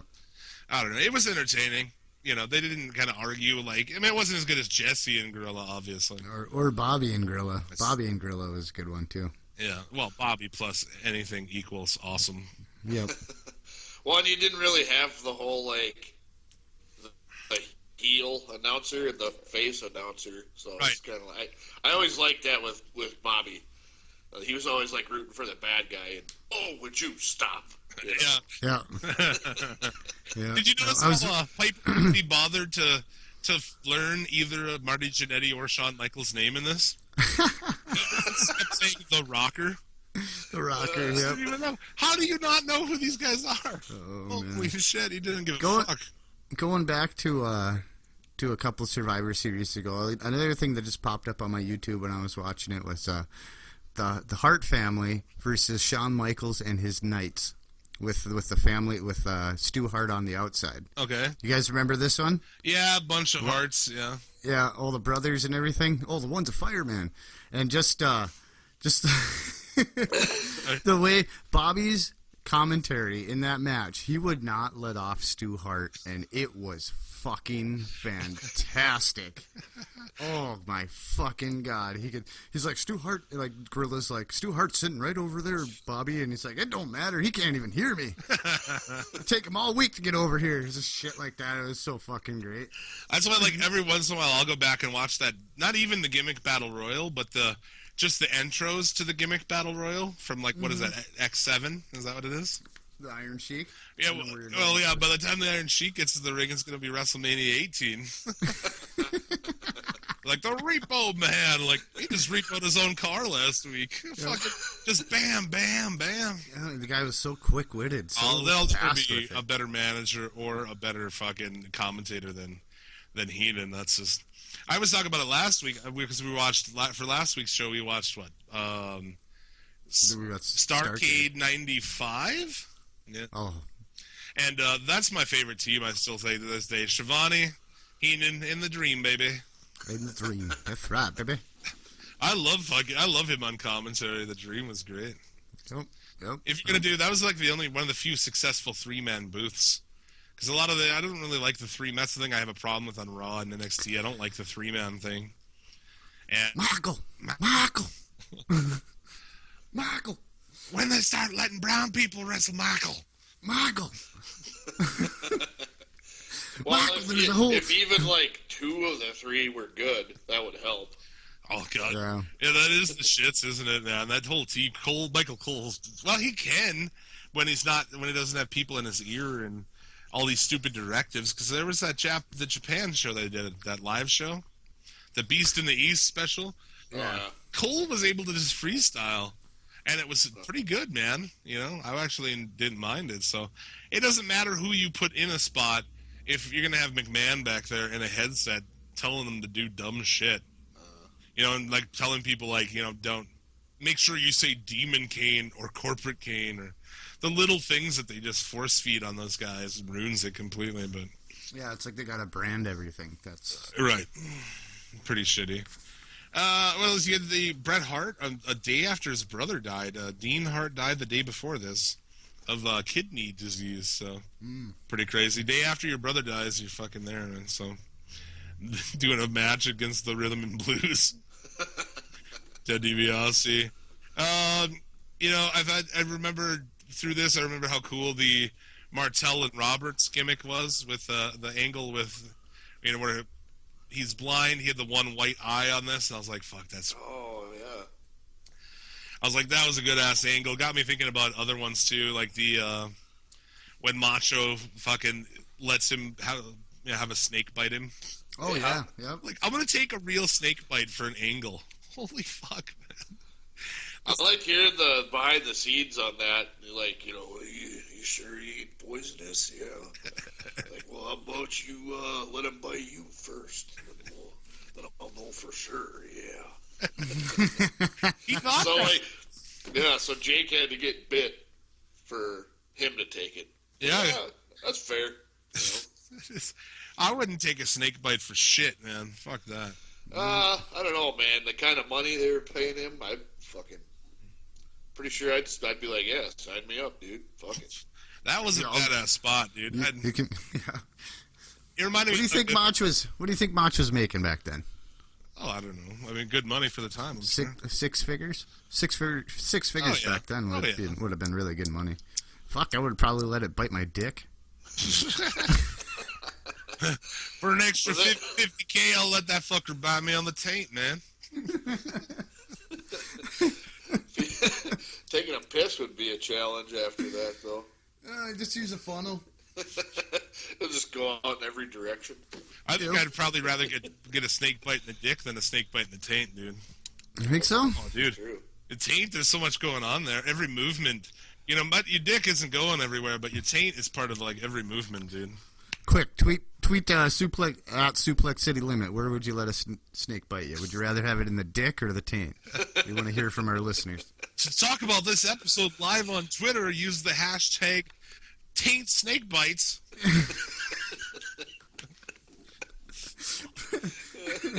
Oh, we forgot to throw some shitty product placement in there too. I should have thought of something like that. God dang it! Snake bite oil, snake bite treatment. I don't know. If Anyway, you find yourself bitten by a snake, head on over to our friends at Snakebite. Yeah, exactly. Right? yeah, That was last week. We tried to get no word yet from any advertiser. nothing yet. So no cease and desist letters. No we're Dollar good. Shave Club, no Hardee's. I'm hoping for that Hardee's one. Dollar Shave Club. We should have done Dollar Beard Club. Actually, looking back on it. Do you know that shit actually is funny? Like, beards are so popular now that companies like Gillette are actually like losing tons of market share because way less dudes are shaving. Yep. I haven't touched a razor since fucking August. In August. I shave like, you know, my cheeks and shit. Yeah. Both sets. And, but no, that's about it. And I shave off like mustache because I can't grow a real mustache. But yeah, other than that, that's all the shaving I ever do, man. My the beard itself just fucking has been going wild for years, man. Yeah. I just I shave the front and the back of my neck. and part of my back. Where do you? I'm not as that hairy of a dude. So, as a hairy man, where do you know when to stop when you're shaving? Where do I know when to stop?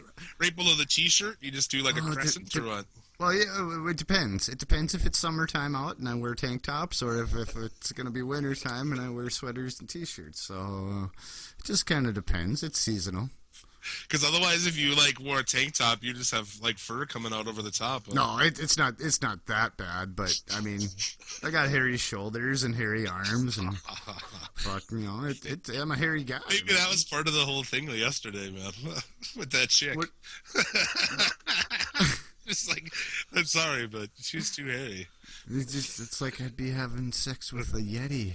with this skinny Wookiee. Yeah, with the skinny Wookiee. Oh, man. Other things from the show, little points that I thought reminded me how fucking awesome Rick Martel was as the model. I fucking dig that gimmick, man. Like this, you look at that, like where Tyler Breeze now, and it's like, wow, that's not as good as the model, Rick Martel. Little thing here too. Also, whose idea do you think it was to have the Warlord go out with a metal W? What the fuck, dude? Do you even have to ask that? Do you even have to ask that question? We all know whose idea it was to have the Warlord go out with a W. What the fuck is the point of him carrying a W out there, man? I don't understand.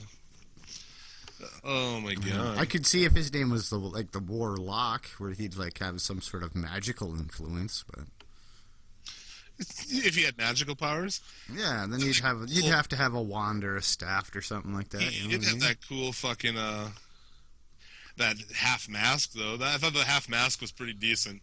Yeah. Just the size of some of these fucking guys, dude. The size of the Warlord. That guy is holy fuck, man. I'm gonna give him the fucking the Steroid Magoo fucking award for this show, man. Steroid Magoo. Holy fuck. As he the most roided out, the moist roided out guy on the fucking show. I thought we were done talking about Holly Hume.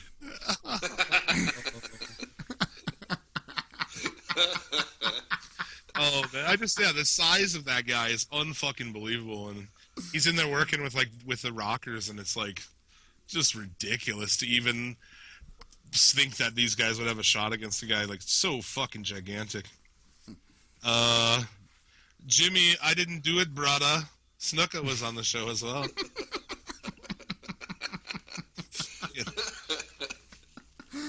Oh, that's fantastic. Got it. I like this era of Snuka with the afro.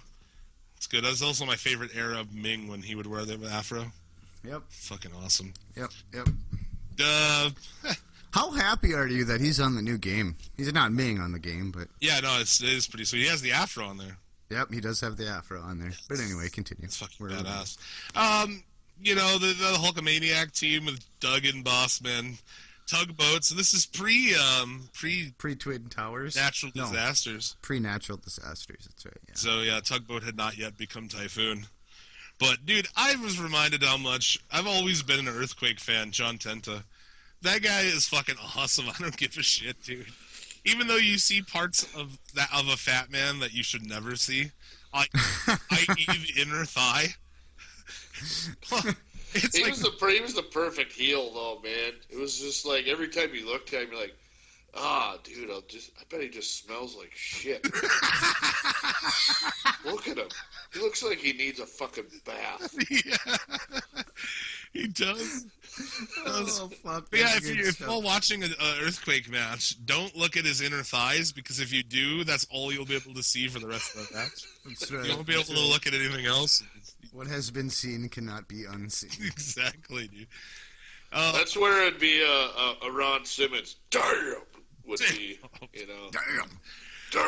We want to do the wrestler Halloween shit all the time. I'm like, I should be Earthquake, man. I've got the long hair. I've got a beard. But I don't know what to wear, man. There's no way I'm going to wear something like that, dude. I'm not showing off my my fatty thighs. Come on, now. That's true. I was Vader, but, you know, I was at least had full-length legs, you know. Right. God, I gotta see a picture of that. I think I did. I think one of you sent one. I think I sent it to you. Oh, dude. Yeah. It's spot on, man. I was gonna say, it'd make an awesome awesome you video. wouldn't have been able to tell if that was like the pulverizer Paul Johnson in there, dude. Well, we were drinking that last podcast, so yeah, maybe one of you guys did send me that picture. It's hard for me to find a Halloween costume to do because I don't want to shave my fucking beard. Yeah, and I have super long hair, and I was like, well, you got one now. You have one. I dropped one off this Halloween for you. Yeah, I wanted to do like classic meatloaf. With like the frilly fucking pirate shirt or whatever. Yeah, the white shirt, you know, with the suspenders. Let me sleep on it, baby, baby, let me sleep on it. I'll give you plan B in the morning.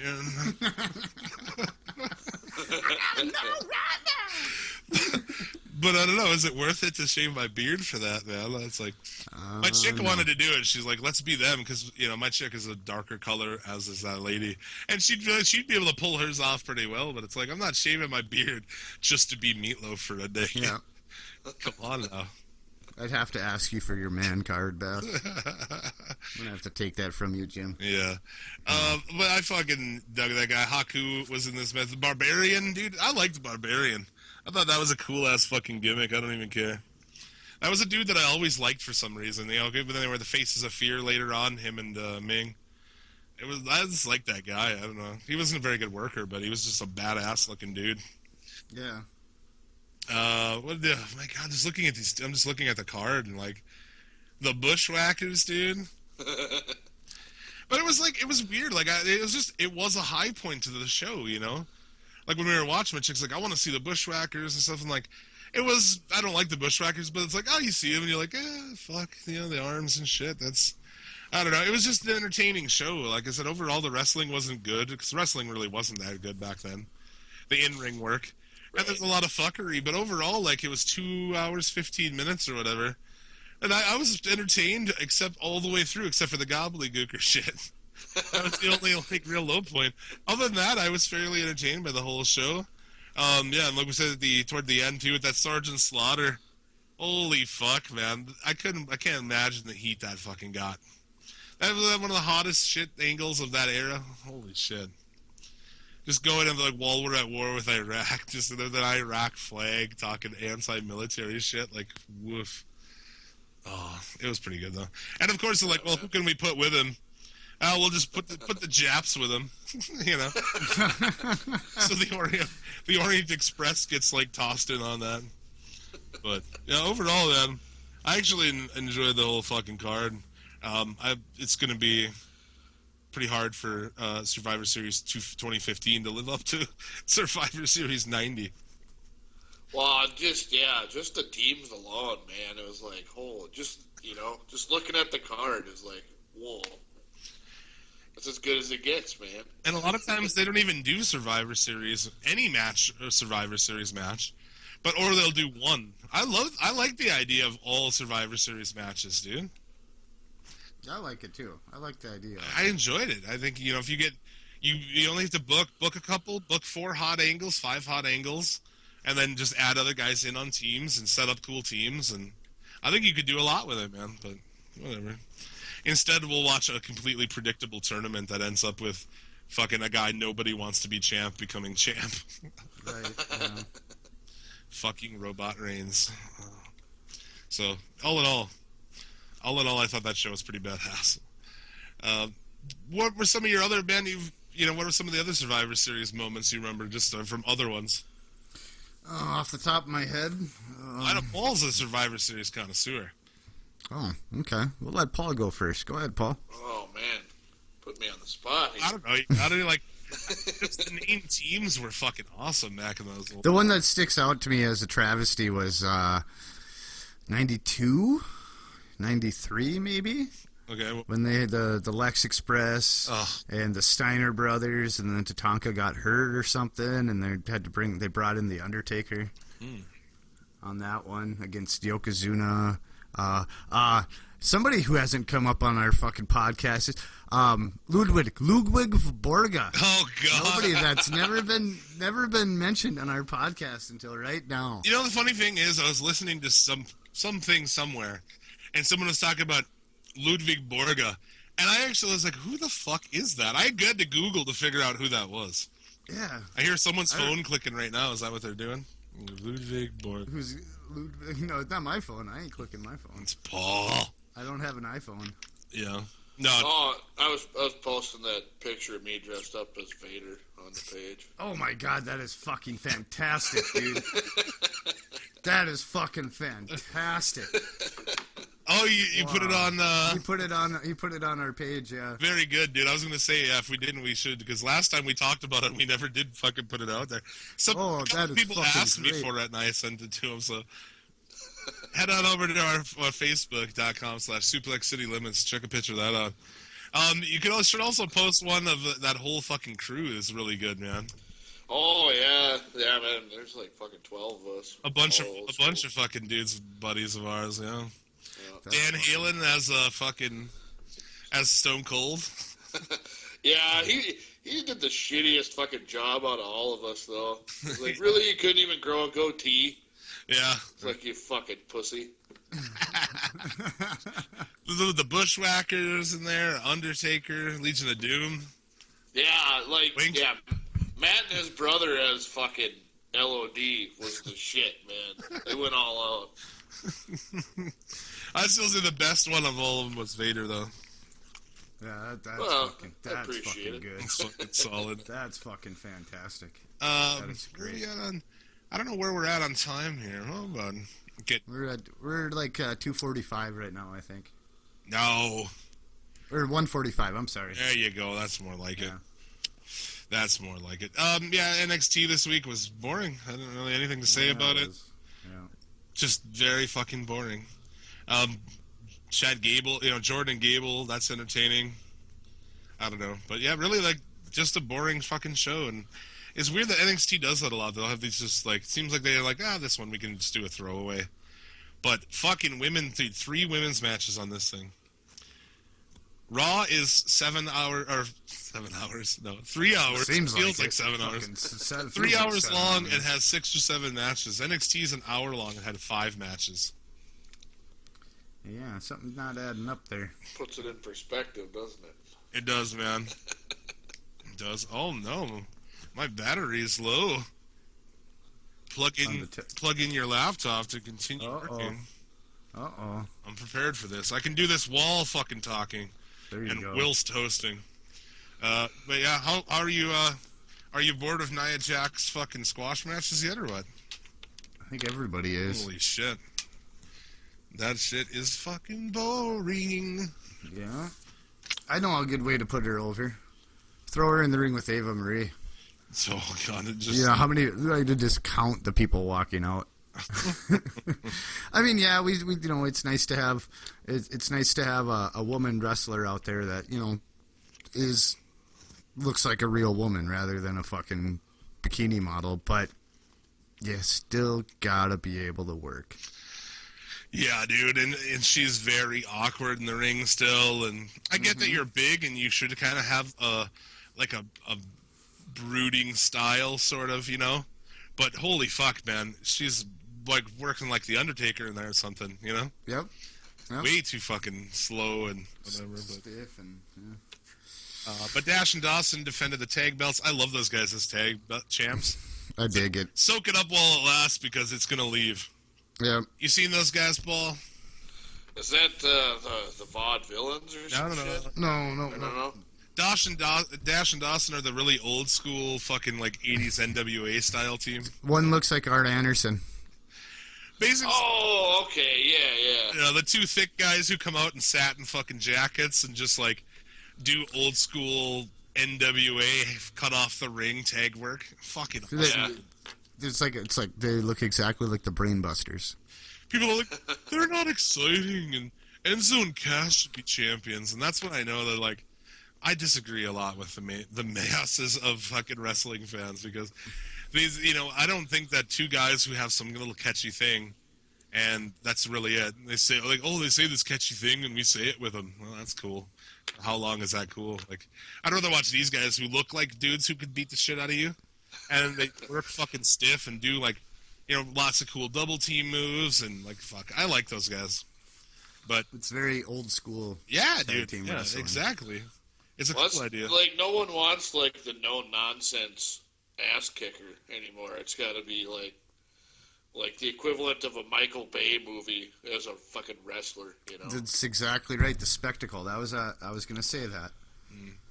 I was gonna say that it's a spectacle of the thing, and that's where people draw themselves to rather than watching the good quality wrestling. But yeah, if you didn't know any better, you'd feel like you were watching some kind of fucking fucking NWA event from 1986 or something. It's badass. Right. Those satin jackets rule, dude. We should get some of those Suplex City. Yeah, the Suplex City Limit satin jackets. When we go to the first FLW show we go to, we should get go. black satin fucking jackets like that. Fuck it, keep them red, man. Keep them red. Suplex City Limits on the back, written in cursive. Yep. Oh fuck, dude. It'd be awesome. It'd be sweet. I want one. I know that. They can sew fucking 3 of them together for me. It'll be sweet. Yeah, that's a good idea. The biggest man. size you have is XL. I wonder how everything went up there last night, by the way. Yeah, they put some posts. Day 1 of FLW's, the FLW Cup. Wish we could have made it up for that, but shit. Yeah. You know how it would be living on the even if we told Jared last week we were gonna make it, there's no way we would have made it. Yeah, because of what happened this week. So yeah. I made a funeral, right?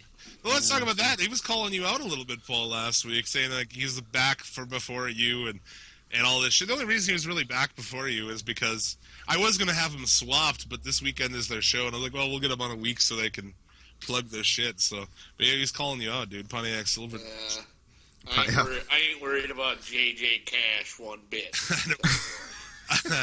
I don't work with cruiserweights, brother. He's just so, like, his pants are so tight that it's frustrating him, choking off his Hardy Boys. He can't work super heavyweight. Get the fuck. Huh? Oh shit, that's awesome. About to get Vader bombed up in this motherfucker. Hey, baby. You ever been with a true heavyweight? Yeah, hey, darling, you ever been with a real big man? No? Too handsome for you, huh? Fuck that. That line is great. That character is great. Dude, Donald Gibb, god damn it. Like, I wish he would have done way more shit than he did, because Ogre was awesome. Jackson was awesome. Yeah, Jackson's fucking really awesome, dude. I would have watched another movie that just had, like, fuck Van Damme. The next movie's just Jackson going back again. I would have fucking signed up for that. Fuck, is he dead or what? He alive? Don Gibb's still alive, yeah. I'm going to go so far as to say I would sign up right now for a really old Jackson decides to give the Kumite one more run. I'll sign up for that. My chick and I are so fucking excited to go to see Creed. It's ridiculous, dude. Like I don't care. I'm in for that shit. You can bring Rocky back or Rambo back like a fucking million times. I don't even give a shit. I'm in for that stuff, man. It's true. There it is. Let's get that fucker going, dude. Sort of Kickstarter. Or here's an interesting because I heard they're remaking Bloodsport. Ugh. Where George St. Pierre apparently was supposed to be Frank Dukes. Now, what if they had Braun Strowman be Jackson? That would be alright. That would fit like he looks like fucking Donald Gibbs' kid anyway. He kind of does. But dude, Frank Dukes was an American. Can we get somebody who doesn't have an accent to play him, please? Well, nothing's fucking sacred. Like I heard they're gonna have The Rock be fucking Jack Burton and remake Big Trouble in Little China. I mean, what the fuck?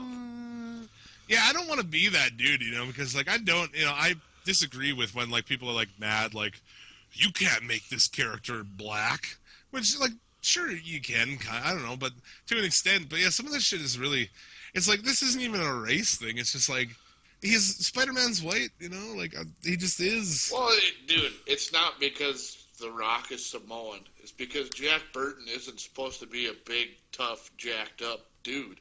Right. He was like, clumsy and fucking, it just makes zero sense to me. Yeah. Alza Jackson's really good at Karate Champ. I fucking love Bloodsport. That's one of my favorite fucking 80s movies. I don't give a shit. Yeah, for sure. I watch that movie endlessly. You get yourself that and Roadhouse and a case of beer, you got yourself a fucking evening. Roadhouse. For sure. Roadhouse. What about Over the Top, man? Love Over the Top. Sometimes when I get ready for a wrestling match, turn my hat around. It's like a switch. I become a different person. I'm like a machine. I know of a band who kind of paid homage to Over the Top in one of their music videos. Oh yeah, there was that band, wasn't there? Good shit. Who are they called again? I don't remember. So we fucking wrap this bitch up. We wrapping this up? We're not even going to go through. Well, we kind of did, I guess. We got it. Oh. Yeah, we did. We couldn't talk because there's nothing else going on besides the title match in that. Right. So Raw. I mean, that was NXT. We've previewed Survivor Series pretty much. Ring of Honor had a good show this week. Some of my favorite shit was like Silas and the boys. There's a lot of that this week. Yeah. That's my favorite shit right there. That'll be coming to your cable system there, Paul. I don't even have fucking cable. Well, I don't either, but that show, Ring of Honor, you can watch on the website. That's what I do. But Silas Young and the boys, he has them trying to change a tire in the beginning. Fucking hilarious. That's fucking good stuff. Tries to teach him how to drive a stick, and they go in the bathroom. Is like, we don't use fucking these. We use a urinal like a man. And of course, when the boys like turns around and starts pulling his pants down like he's gonna sit on. It's just funny shit. Come down to the ring and they're carrying the keg, but it's like a tiny keg. It's like a fucking half keg, and they're struggling to get it in the ring and shit. Yeah. Overall, that's my favorite shit, really. That's like my favorite thing in Ring of Honor. It's the most riveting angle in all of wrestling Dalton right now. Castle and Silas Young and the boys. Yep. Dalton Castle. By the way, I'm gonna have to bone up on that, man. That sounds hilarious. Silas Young, he's the last real man. Man, he's been in an angle with this dude who's Dalton Castle. He's the human peacock. Yep. And he comes out with these two little Asian dudes, his boys, and they got like masquerade masks, like masquerade ball masks on with a bunch of fucking feathers and shit everywhere. I think you were talking the last time I was on. Weren't you kind of comparing that guy to like the Diddler fucking gimmick? Oh, in a way, yeah. Okay, yeah, they make like steps, and he'll like walk up them to get in the ring, and or they'll make a chair and he'll sit on it. Yeah, he sits on these two guys, but he lost the match to Silas Young, the last real man, who is like he plays this long-haired, bearded, kind of ass kicker dude. And now he's trying to teach him how to be fucking men. That's so dumb. Yeah, that was a stipulation. If Silas Young won, he got to take the boys. Yeah, very entertaining. So, do you think that gimmick was better than Regal's manly man gimmick? Oh God, definitely. Yeah, definitely. Yeah, and Dalton Castle's gimmick is it's good. It's the kind of gay, pretty fucking wrestling gimmick at its zenith, really, with Dalton Castle. Yep, it's like a Goldust and Rick Martel mixture. The model Rick Martel. He's kind of those things, together. That's pretty damn flamboyant. I hear a lot of boys in the crowd tonight. Yeah. Hear a lot of boys. Funny. That's good stuff, man. Yeah, he's very fucking awesome. And that whole, he comes out with like a cape, and then he opens it up in the ring, and it's like the most ridiculous. It's got feathers and shit. He puts it all the way up with his arms over his head, and it folds out that far. It's pretty fucking amazing, dude. Yeah, it's got like bars and something in it. It's like it looks like a peacock when Peacock opens up his feathers. The human peacock. I fucking love Dalton Castle. He hasn't been around, really. I don't know what's going on with him. I'm gonna go order one of his T-shirts while I'm done ordering my Suplex City Limits T-shirts. Yeah, Suplex City Limits on Teespring, man. You can search that shit, or Suplex City Limits podcast. Buy a shirt. Take a picture of yourself. Tweet it to us. What? And we'll put it on the website. Well, we don't have a website. We just have Got a Facebook page. Yeah, man, and we'll retweet you on Twitter and shit. So, and that's something we haven't talked about in a while. Just to briefly hit on this show is like we try to be. When we started the show, that was the thing. Was like we want to be fucking a show that responds to things. Like so, anytime anybody tweets us, dude, or posts something on Facebook, we always respond every time. So, hit us up on Twitter anytime. Talk about shit, anything. We live tweet the shows. Usually I live tweet NXT at least, and all the pay-per-views. So you get my hilarious musings on your phone whilst you watch terrible wrestling. What could be better than that? Lots of things. a below gibbers for starters. How about a bacon wrapped fry bread hot dog? Yeah. It's fucking delicious, man. Gotta get you some of that. Do. Pretty easy to make, actually. Just fry bread's pretty easy to make. So wrap all that shit, and it just made me start thinking of other things. I'm like, dude, if I cook a bratwurst and put it in there with cheese and sauerkraut and then deep fry it, oh my god, Woo! That'll get you going, dude. So really, all it made me start thinking about was like, what else I could put inside of a fry bread vessel. Which is not a good way to go about your fucking diet when you're 35 and you weigh like 400 pounds as it stands. Like, I want to adventure into this, but if I do, I've taken the years off my life. That's right. They say bacon takes 3 years off your life and cigarettes take 7. I died in 1843 then, apparently. I've smoked about fucking 10, 15 cigarettes already today, and it's only like... Oh, man, I had one at the beginning of the show, and I'm still fucking hungover as shit. I didn't drink yesterday, because I don't really drink, so... I had a whole nice belly full of nice, calm, passive Canadians. I was drinking Canadian whiskey all night. Then take one shot of tequila, the party's fucking over. That's it, too rowdy in there. God dang it. That's it. And then you're puking in the fucking German cuisine in an alleyway, man. Yeah, half digested. Is that what you want to do with your life, man? Well, that's what happens. That's what happens. Three people got that movie reference right there. Yep. And Paul did. No. Fuck. Is that what you want to do with your life? You want to get drunk on peppermint schnapps and call the Hotel Tangiers in Morocco at 4 in the morning? American movie, dude. The greatest of all time. Dude, that's weird, man. I hadn't thought about that movie forever. But then I went and seen Today Is the Day. Yeah. You know that band the other day? And fucking hanging out with Steve Austin. Yeah. No less, the singer. And, I kind of walked into the middle of a conversation, and he was telling another one of my friends about this movie.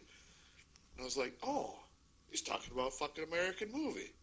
Sure enough. Yeah, he's like talking about the chubby dude, like, I just did LSD and drank vodka a whole bunch. And I was like, hey, you want to drink vodka with me? Or whatever it fucking was. Yeah, he says vodka, fucking, I counted every time. He says it 6 times in there. I was really angry inside because I know I to drink vodka with. But then Mark came over and we drink vodka. Mike Shank, I think the best thing in that he says is like his idea on it is because he quit doing drugs because he's fucking nearly a vegetable because of doing fucking drugs. And he's like sometimes what the fuck is sometimes with scratch offs you win, sometimes you win or you lose, but with drugs and alcohol you always lose. Yeah, dude. If you haven't seen American movie, check I'm gonna have. I think it's amazing because the characters are beyond, and that's what really makes. Like, I'm a big documentary guy. And when you have characters that you could never write, Mark Borchardt, Mike Shank, Uncle Bill, Uncle Bill. Oh God, Uncle Bill. That's where that came from. I was telling my chick we watched American movie the other day, and I was like, we actually had a bar in Mandan back in the day where we would order Uncle Bill's and they knew what they were, because we would go there and get to Uncle Bill all the time, get the peppermint schnapps and 7-Up. Yep. Because that's what Uncle Bill drinks in that movie. Uncle Bill or two. I think I've been around for an Uncle Bill or two. You haven't even seen the movie. You're like, I'm drinking this thing. Why is it this? I have no idea. What do they try to get him to say at the end when they try? Oh, we sampled that on our album, actually. Did it? Yeah. Did you? Okay. You know, it's all right. It's okay. There's something to live for. Or Jesus loves you. There's something to live Jesus told me so. Yeah, Jesus. Yeah, there you go. That's what it was. That's Okay. the second OB album somewhere. One of the. I have those somewhere in my. I have both of those albums actually. Yeah, there you go. If you're real fucking saucy, you want to hear a band that I used to do vocals in, go on YouTube. Omnipotent Belligerence. It's up to you to spell it. How metal is that? It's to have a name that it's like you fucking figure out how to spell it. That's right. Hey, dude, fucking the other day, you remember Brian Anderson, don't you? I think so. From Green Fog Vigilante. Oh, yeah. Right? So, like, we share a rehearsal space with him, and the other day he brings in this guitar case. He's like, hey, I got this fucking case laying around, like, I don't use it. You want it or whatever? I'm like, yeah, cool. That'll fit one of my Ibanez, whatever. And I opened the fucking case up and opened, like, the little pocket part of it. There's the original fucking OB demo fucking sitting in there. Oh, no shit, huh? Yeah. I'm like, what the fuck, man? It still had, I think it was either your number, Jim, or Geiger's number, just like written on it with pen. That's awesome. Like, that's Nodak metal history right there, dude. It is, right? Fuck yeah. Yeah, dude, we had a fucking blast back in the days, playing a lot of fucking awesome metal shows together. That was cool shit, man, because, that was like go down, travel all the way across the state and meet dudes like, fuck, these guys are awesome, like, these are dudes that we can hang out with. We were like, you and I were like, fuck yeah, brothers separated at girth, man. For sure, man. Like, immediately meet each other and like, yup, I like this guy. Even though you made fun of Pantera all the time. Oh, that was because what you got back then. Well, you probably got it way back then because I told you about it. But that was back when. This is a horrible idea. I don't suggest to anybody. Do not run a heel gimmick with your band. Right. Because a heel gimmick doesn't turn into dollars when you're in a band. Which you think we would have fucking known. But yeah, we were huge Pantera fans. I have the Cowboys from Hell logo. It's tattooed on my fucking head, for fuck's sake. Yeah. So it's like, we're hardcore fans, but yeah, after he died, we'd go to places and just to get heat. I don't know why we would get heat. I thought it was funny, maybe. We'd like talk about, douchebag Daryl of the band Panterrible, Panterrible, yeah. Just like at metal shows, we're like, everybody likes Pantera. Of course they do. That's the reason that I ever even like started. That was probably the first shit, like Pantera Far Beyond Driven or something, where like in my room as a fucking whatever 13-year-old kid started screaming along with that, and like that's what got me into doing vocals. It's interesting that Pantera kind of influenced everybody, like how many guitar players, you were right with Dimebag. Dude, that's where it started for me, honestly. Pantera like watching Headbangers Ball and just fucking losing my mind over that shit. Fucking awesome. That was a lot of fucking time. We played in that little tiny building down there. The compound? Right, dude, this tiny little room. I remember like in the dead of winter playing in there and like the whole walls sweat. It created its own weather inside. And like there was like rain clouds inside the room, It was fucking crazy. The next day, all of our shit that was like chrome was rust, dude. Like this whole drum stool just rust. Like surface rust. From one show in a fucking... It was like a sauna. It's worse than a sauna. Well, I remember some of the summertime shows there. It would get so humid in there that they'd squeegee the fucking floor in between each band. Oh, my... That's pretty much what this shit was, dude. Yeah. And that's a fucking metal show for you, man. God damn. Yeah. There'd be just naked people. I remember, like, just completely naked dude dancing. Topless chicks. A lot of fucking topless and naked chicks. Just, like... the front row is, like, a naked dude and, like, a topless girl, and it's like, this is fucking crazy, man. It was, man. What a fucking awesome. What a time, dude. Yeah, go to a show now and see that shit. Whatever. Like, it doesn't happen anymore. Fucking no, it doesn't, dude. So, that... Anyway. no, it's good. We have you on, we fucking talk about metal, We should talk about metal when we got you in here. What albums you been digging lately? Just any new fucking shit that you've been into or what? New Hate Eternal fucking record. That's pretty ridiculous, right? Oh my god. Fucking ridiculous, yeah. That's the word for it. And like, I don't know, the latest Clutch album. I've been listening to that a little bit. There you go. That is pretty good. Fucking Clutch must have struck some kind of deal with Spotify, and they put like all fucking 7,000 of their albums on there. So I was pretty stoked about that.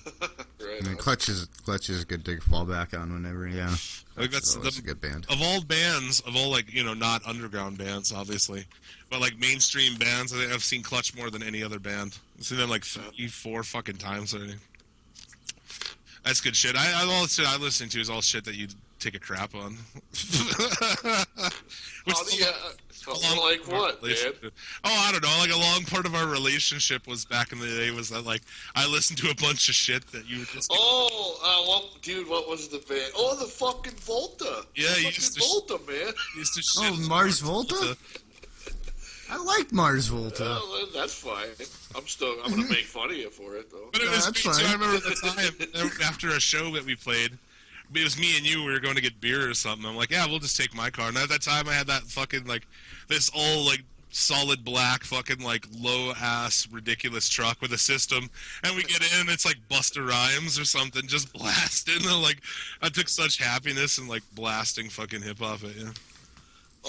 Dude, I like Busta Rhymes. Yeah, maybe I don't know if you did then. You were a lot more fucking clear cut on metalness back then. I was kind of a fucking meathead back then. I'll be honest. Did you guys know that Busta Rhymes was actually picked in the first round of the 1988 NFL draft? What?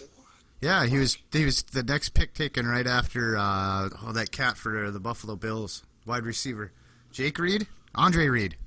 What? One of the Reeds. Yeah. Position and like what happened? What happened? Well, he probably got himself hurt. This wasn't good enough. I don't know. After this is over, I'm gonna have to Google that because Google that. We'll come back with that next week. We'll have some facts on that. Actually, hold on. Let me. Oh, never mind. It don't matter. Fuck him. Fuck it. Then Google it yourself. Yeah, huh? Google it yourself. Whilst you listen to this. It's either I think it's either Busta Rhymes or Coolio, but I want to say it's Busta now Rhymes. You're changing it up. Because it was one. He's a big guy, right? Busta Rhymes. I mean, he's a large fella. Like not like, but I mean, like a running back build. I'd say. I mean, maybe. I think it was defensive end is what I. Busta Rhymes now is, but he used to be a skinny little fuck. Yeah, he was muscular and shit. There's a big, vast difference between fucking Busta Rhymes, who is awesome and has put out a lot of awesome albums, and Coolio, who fucking, other than Gangsta's Paradise, pretty much sucks. You didn't like Fantastic Voyage? Fantastic Voyage, I don't know. Ride, slippity slide. Do just to survive. Yesterday, I want to point out too, man. We were at that funeral yesterday, and I almost made a scene. I almost slipped because the dude is up there reading. Is like, as I walk through the valley of the shadow of death, I almost stood up there. I'll take a look at my life and realize. He would have. He would have. So long day. He would have fucking. Mama thinks that my mind is gone.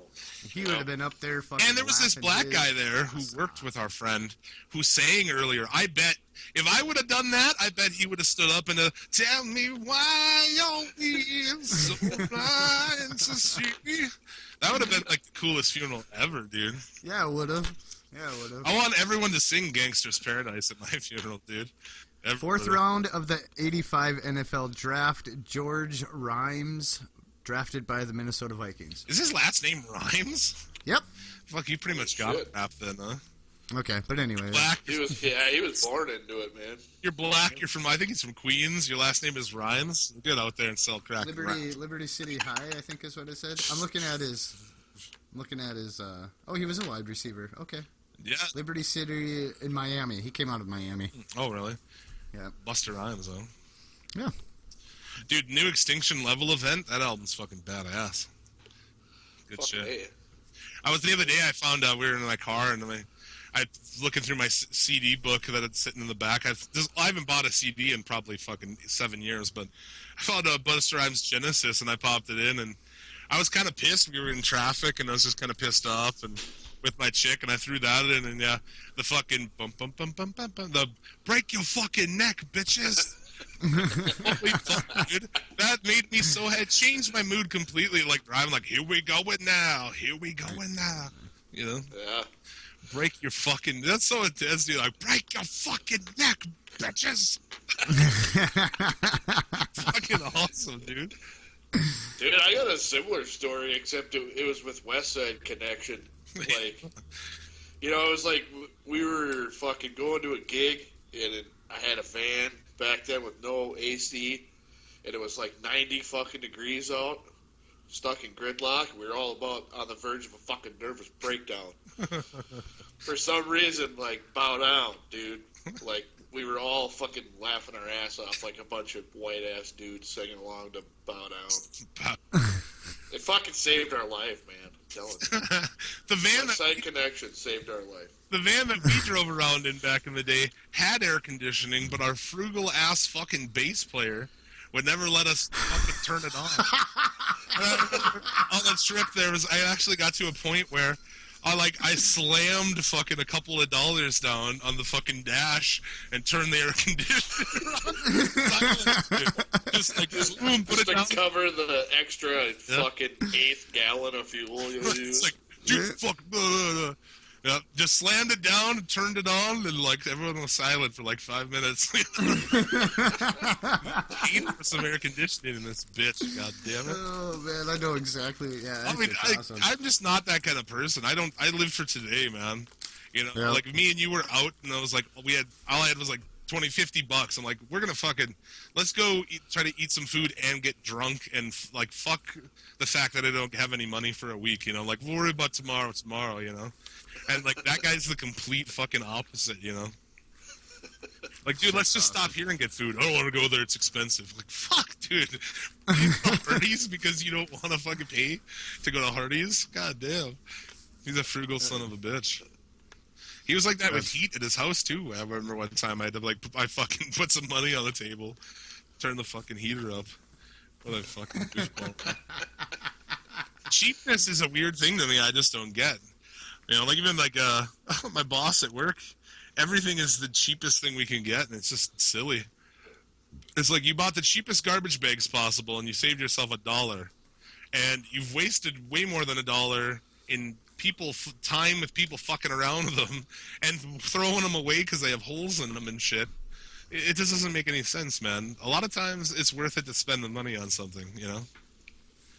Absolutely. You know, but even like down to things like, you know, when you go to the store and you're going to get ketchup, just get that Heinz ketchup because it's the best ketchup, man. Yeah, nobody wants that Flavorette or Our Family. You got Hunts in this bitch? Yeah. What is this great value catsup? What the fuck catsup? What is a catsup? They can't even spell it right on the bottle. I'm sorry, but my ketchup starts with a K. Yeah, it does. Yes, it does. I'm just like, how do we get from this to the fucking Hall of Fame induction? I don't understand. I don't know. Fuck. No segue. Oh yeah, I gotta pull up my. I completely forgot about that. You completely forgot about your Hall of Fame induction. Yeah, my Hall of Fame pick. I just gotta pull up the Wikipedia page here real quick. He was a great wrestler. He loved ketchup. He loved catsup. Catsup. It's another wrestler that has trained through the Heart Dungeon, if I remember correctly, right? Am I right on that, Jim? I don't think so. You know? Okay, I'm wrong on it. Dean Malenko, who loved bowling. Yep, Dean Malenko, who loved feuding with Chris Jericho. He served just from here to Pismo. Yeah, Dean Simon is his real name. Simon. Oh man, I need a fucking nap. Worst Hall of Fame induction ever. That I butchered to hell and back. He was basically everywhere. ECW, Japan, New Japan, Extreme Championship Wrestling, World Championship Wrestling, WWE. The man of two nicknames, dude. What was that again? The man of 1,000 holds, the Iceman. I was gonna say, the Iceman, yeah. The Iceman, Dean Malenko, that's right. What is his other nickname? Man of 1,000 holds, that's right. Yeah, okay, never mind. Dean Malenko. Yeah? You didn't go juggalo on us, did you? Oh, man. That's it. I'm done. I'm over. No. You gotta find another co-host. That's me saying that when I used to listen to that. I think you were threatening. I didn't even hear about this yesterday. I was at home and, like, everybody knows me. I don't hang out for anything. Like, people invite me, like, dude, you gotta come over here. We're all over here. And I'm like, maybe, which is really means, like, no. And I, like, put my phone down and, like, fucking grab my pipe and unpause my game, you know? But I get there yesterday, and someone's like, oh, I guess you don't have to quit the podcast. I'm like, was he threatening to fuck quit the podcast? I didn't show up? Well, I wasn't like, it wasn't going to be literal, but that's how I was going to get you over there. Yeah. But then Geiger went and he guilted you into it. So he was like a mom on Christmas. He's like, you know, and it was like we went to the funeral. It was like, considering the events of the week, you know, it's like I just kind of want to hang out with all my homies. I'm like, you sound like a mom who wants to see her kids on Christmas, man. I'm coming over. Well, it was good to frickin' see you, though, Jim. Now let's put this out there. We live in this. We live in the same town, okay? We live in the same town. Maybe 6 miles apart from each other? If that. If even that. Basically, right down the street. All I have to do is get on that street, and boom, I'm down there. But anyway, we are on episode 34. Okay, last night was the first time we talked face to face about the podcast since we started it. That's the first time I've seen you since we started the podcast in real life, man. It's true, man. It is fucking true. Yeah, so Jim doesn't leave his house a whole lot. I don't, man. No, I fucking have, like, on a Friday, by the end of the week, it's like, dude, I just want to come home and, like, fucking put my slippers on. I'm old, man. Fuck. Well, I got a kick out of it the first time you had me on. We were talking about, I was like, well, hey, maybe I could fucking just come down to Bismarck and party, you know, and we can do the podcast. And he's like, oh, you can just do it over Skype, man. Like, me and Randy live in the same town, and we just do it over Skype. Like, we don't see anybody, maybe twice a year. Twice a year we see each other, maybe 3 times a year. I should make more of I should actually make more of an effort to go see Jim since he's not going to fucking go anywhere else. I have to, like, entice him with, like, food or something to get him out of. Yeah. Hey, you coming to the 4th of July party? Nah, I'm making my wings. All right, dude, what time do I need to be there? Wings will maybe help. I should make some and bring them down for you and your lady. We actually, fuck yes, you should. Best idea you had all day. We lost Paul there.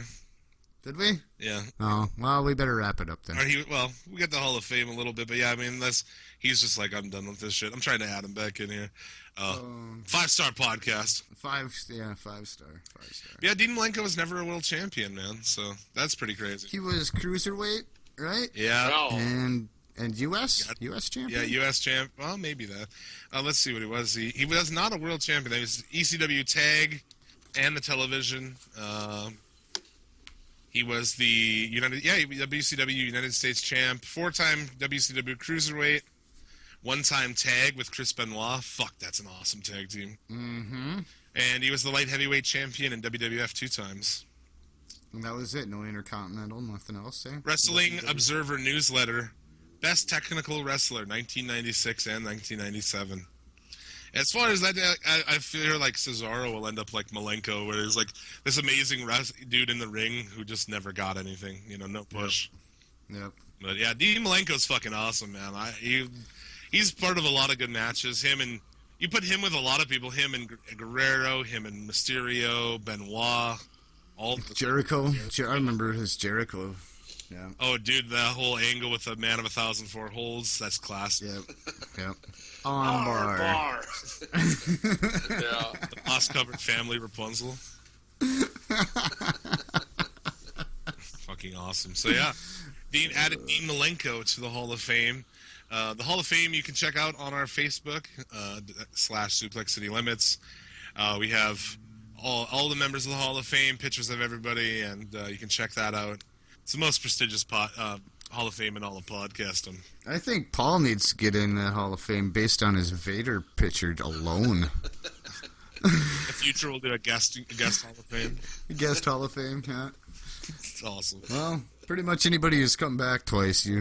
So there you go, man. That's pretty much the week in wrestling. It's gonna probably fucking do us in here. Yeah. I got an Xbox I gotta get out of the box.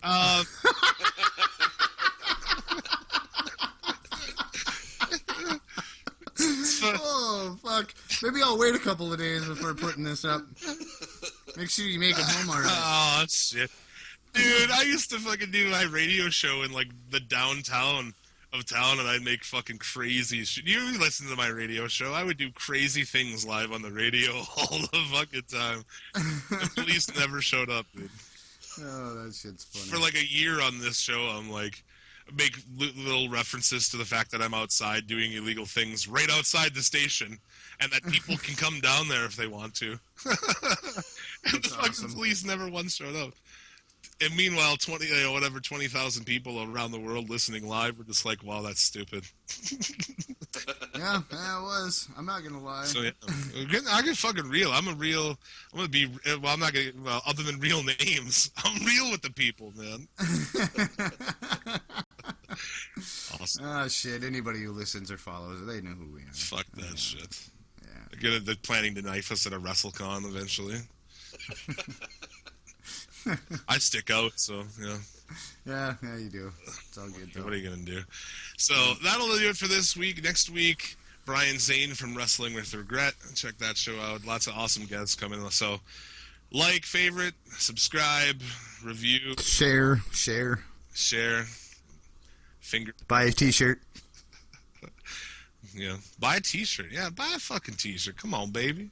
Yeah, baby. Come on, Kevin Needland. Buy a t-shirt. Go up to the buy window and get yourself a t-shirt. The pay window. The pay window.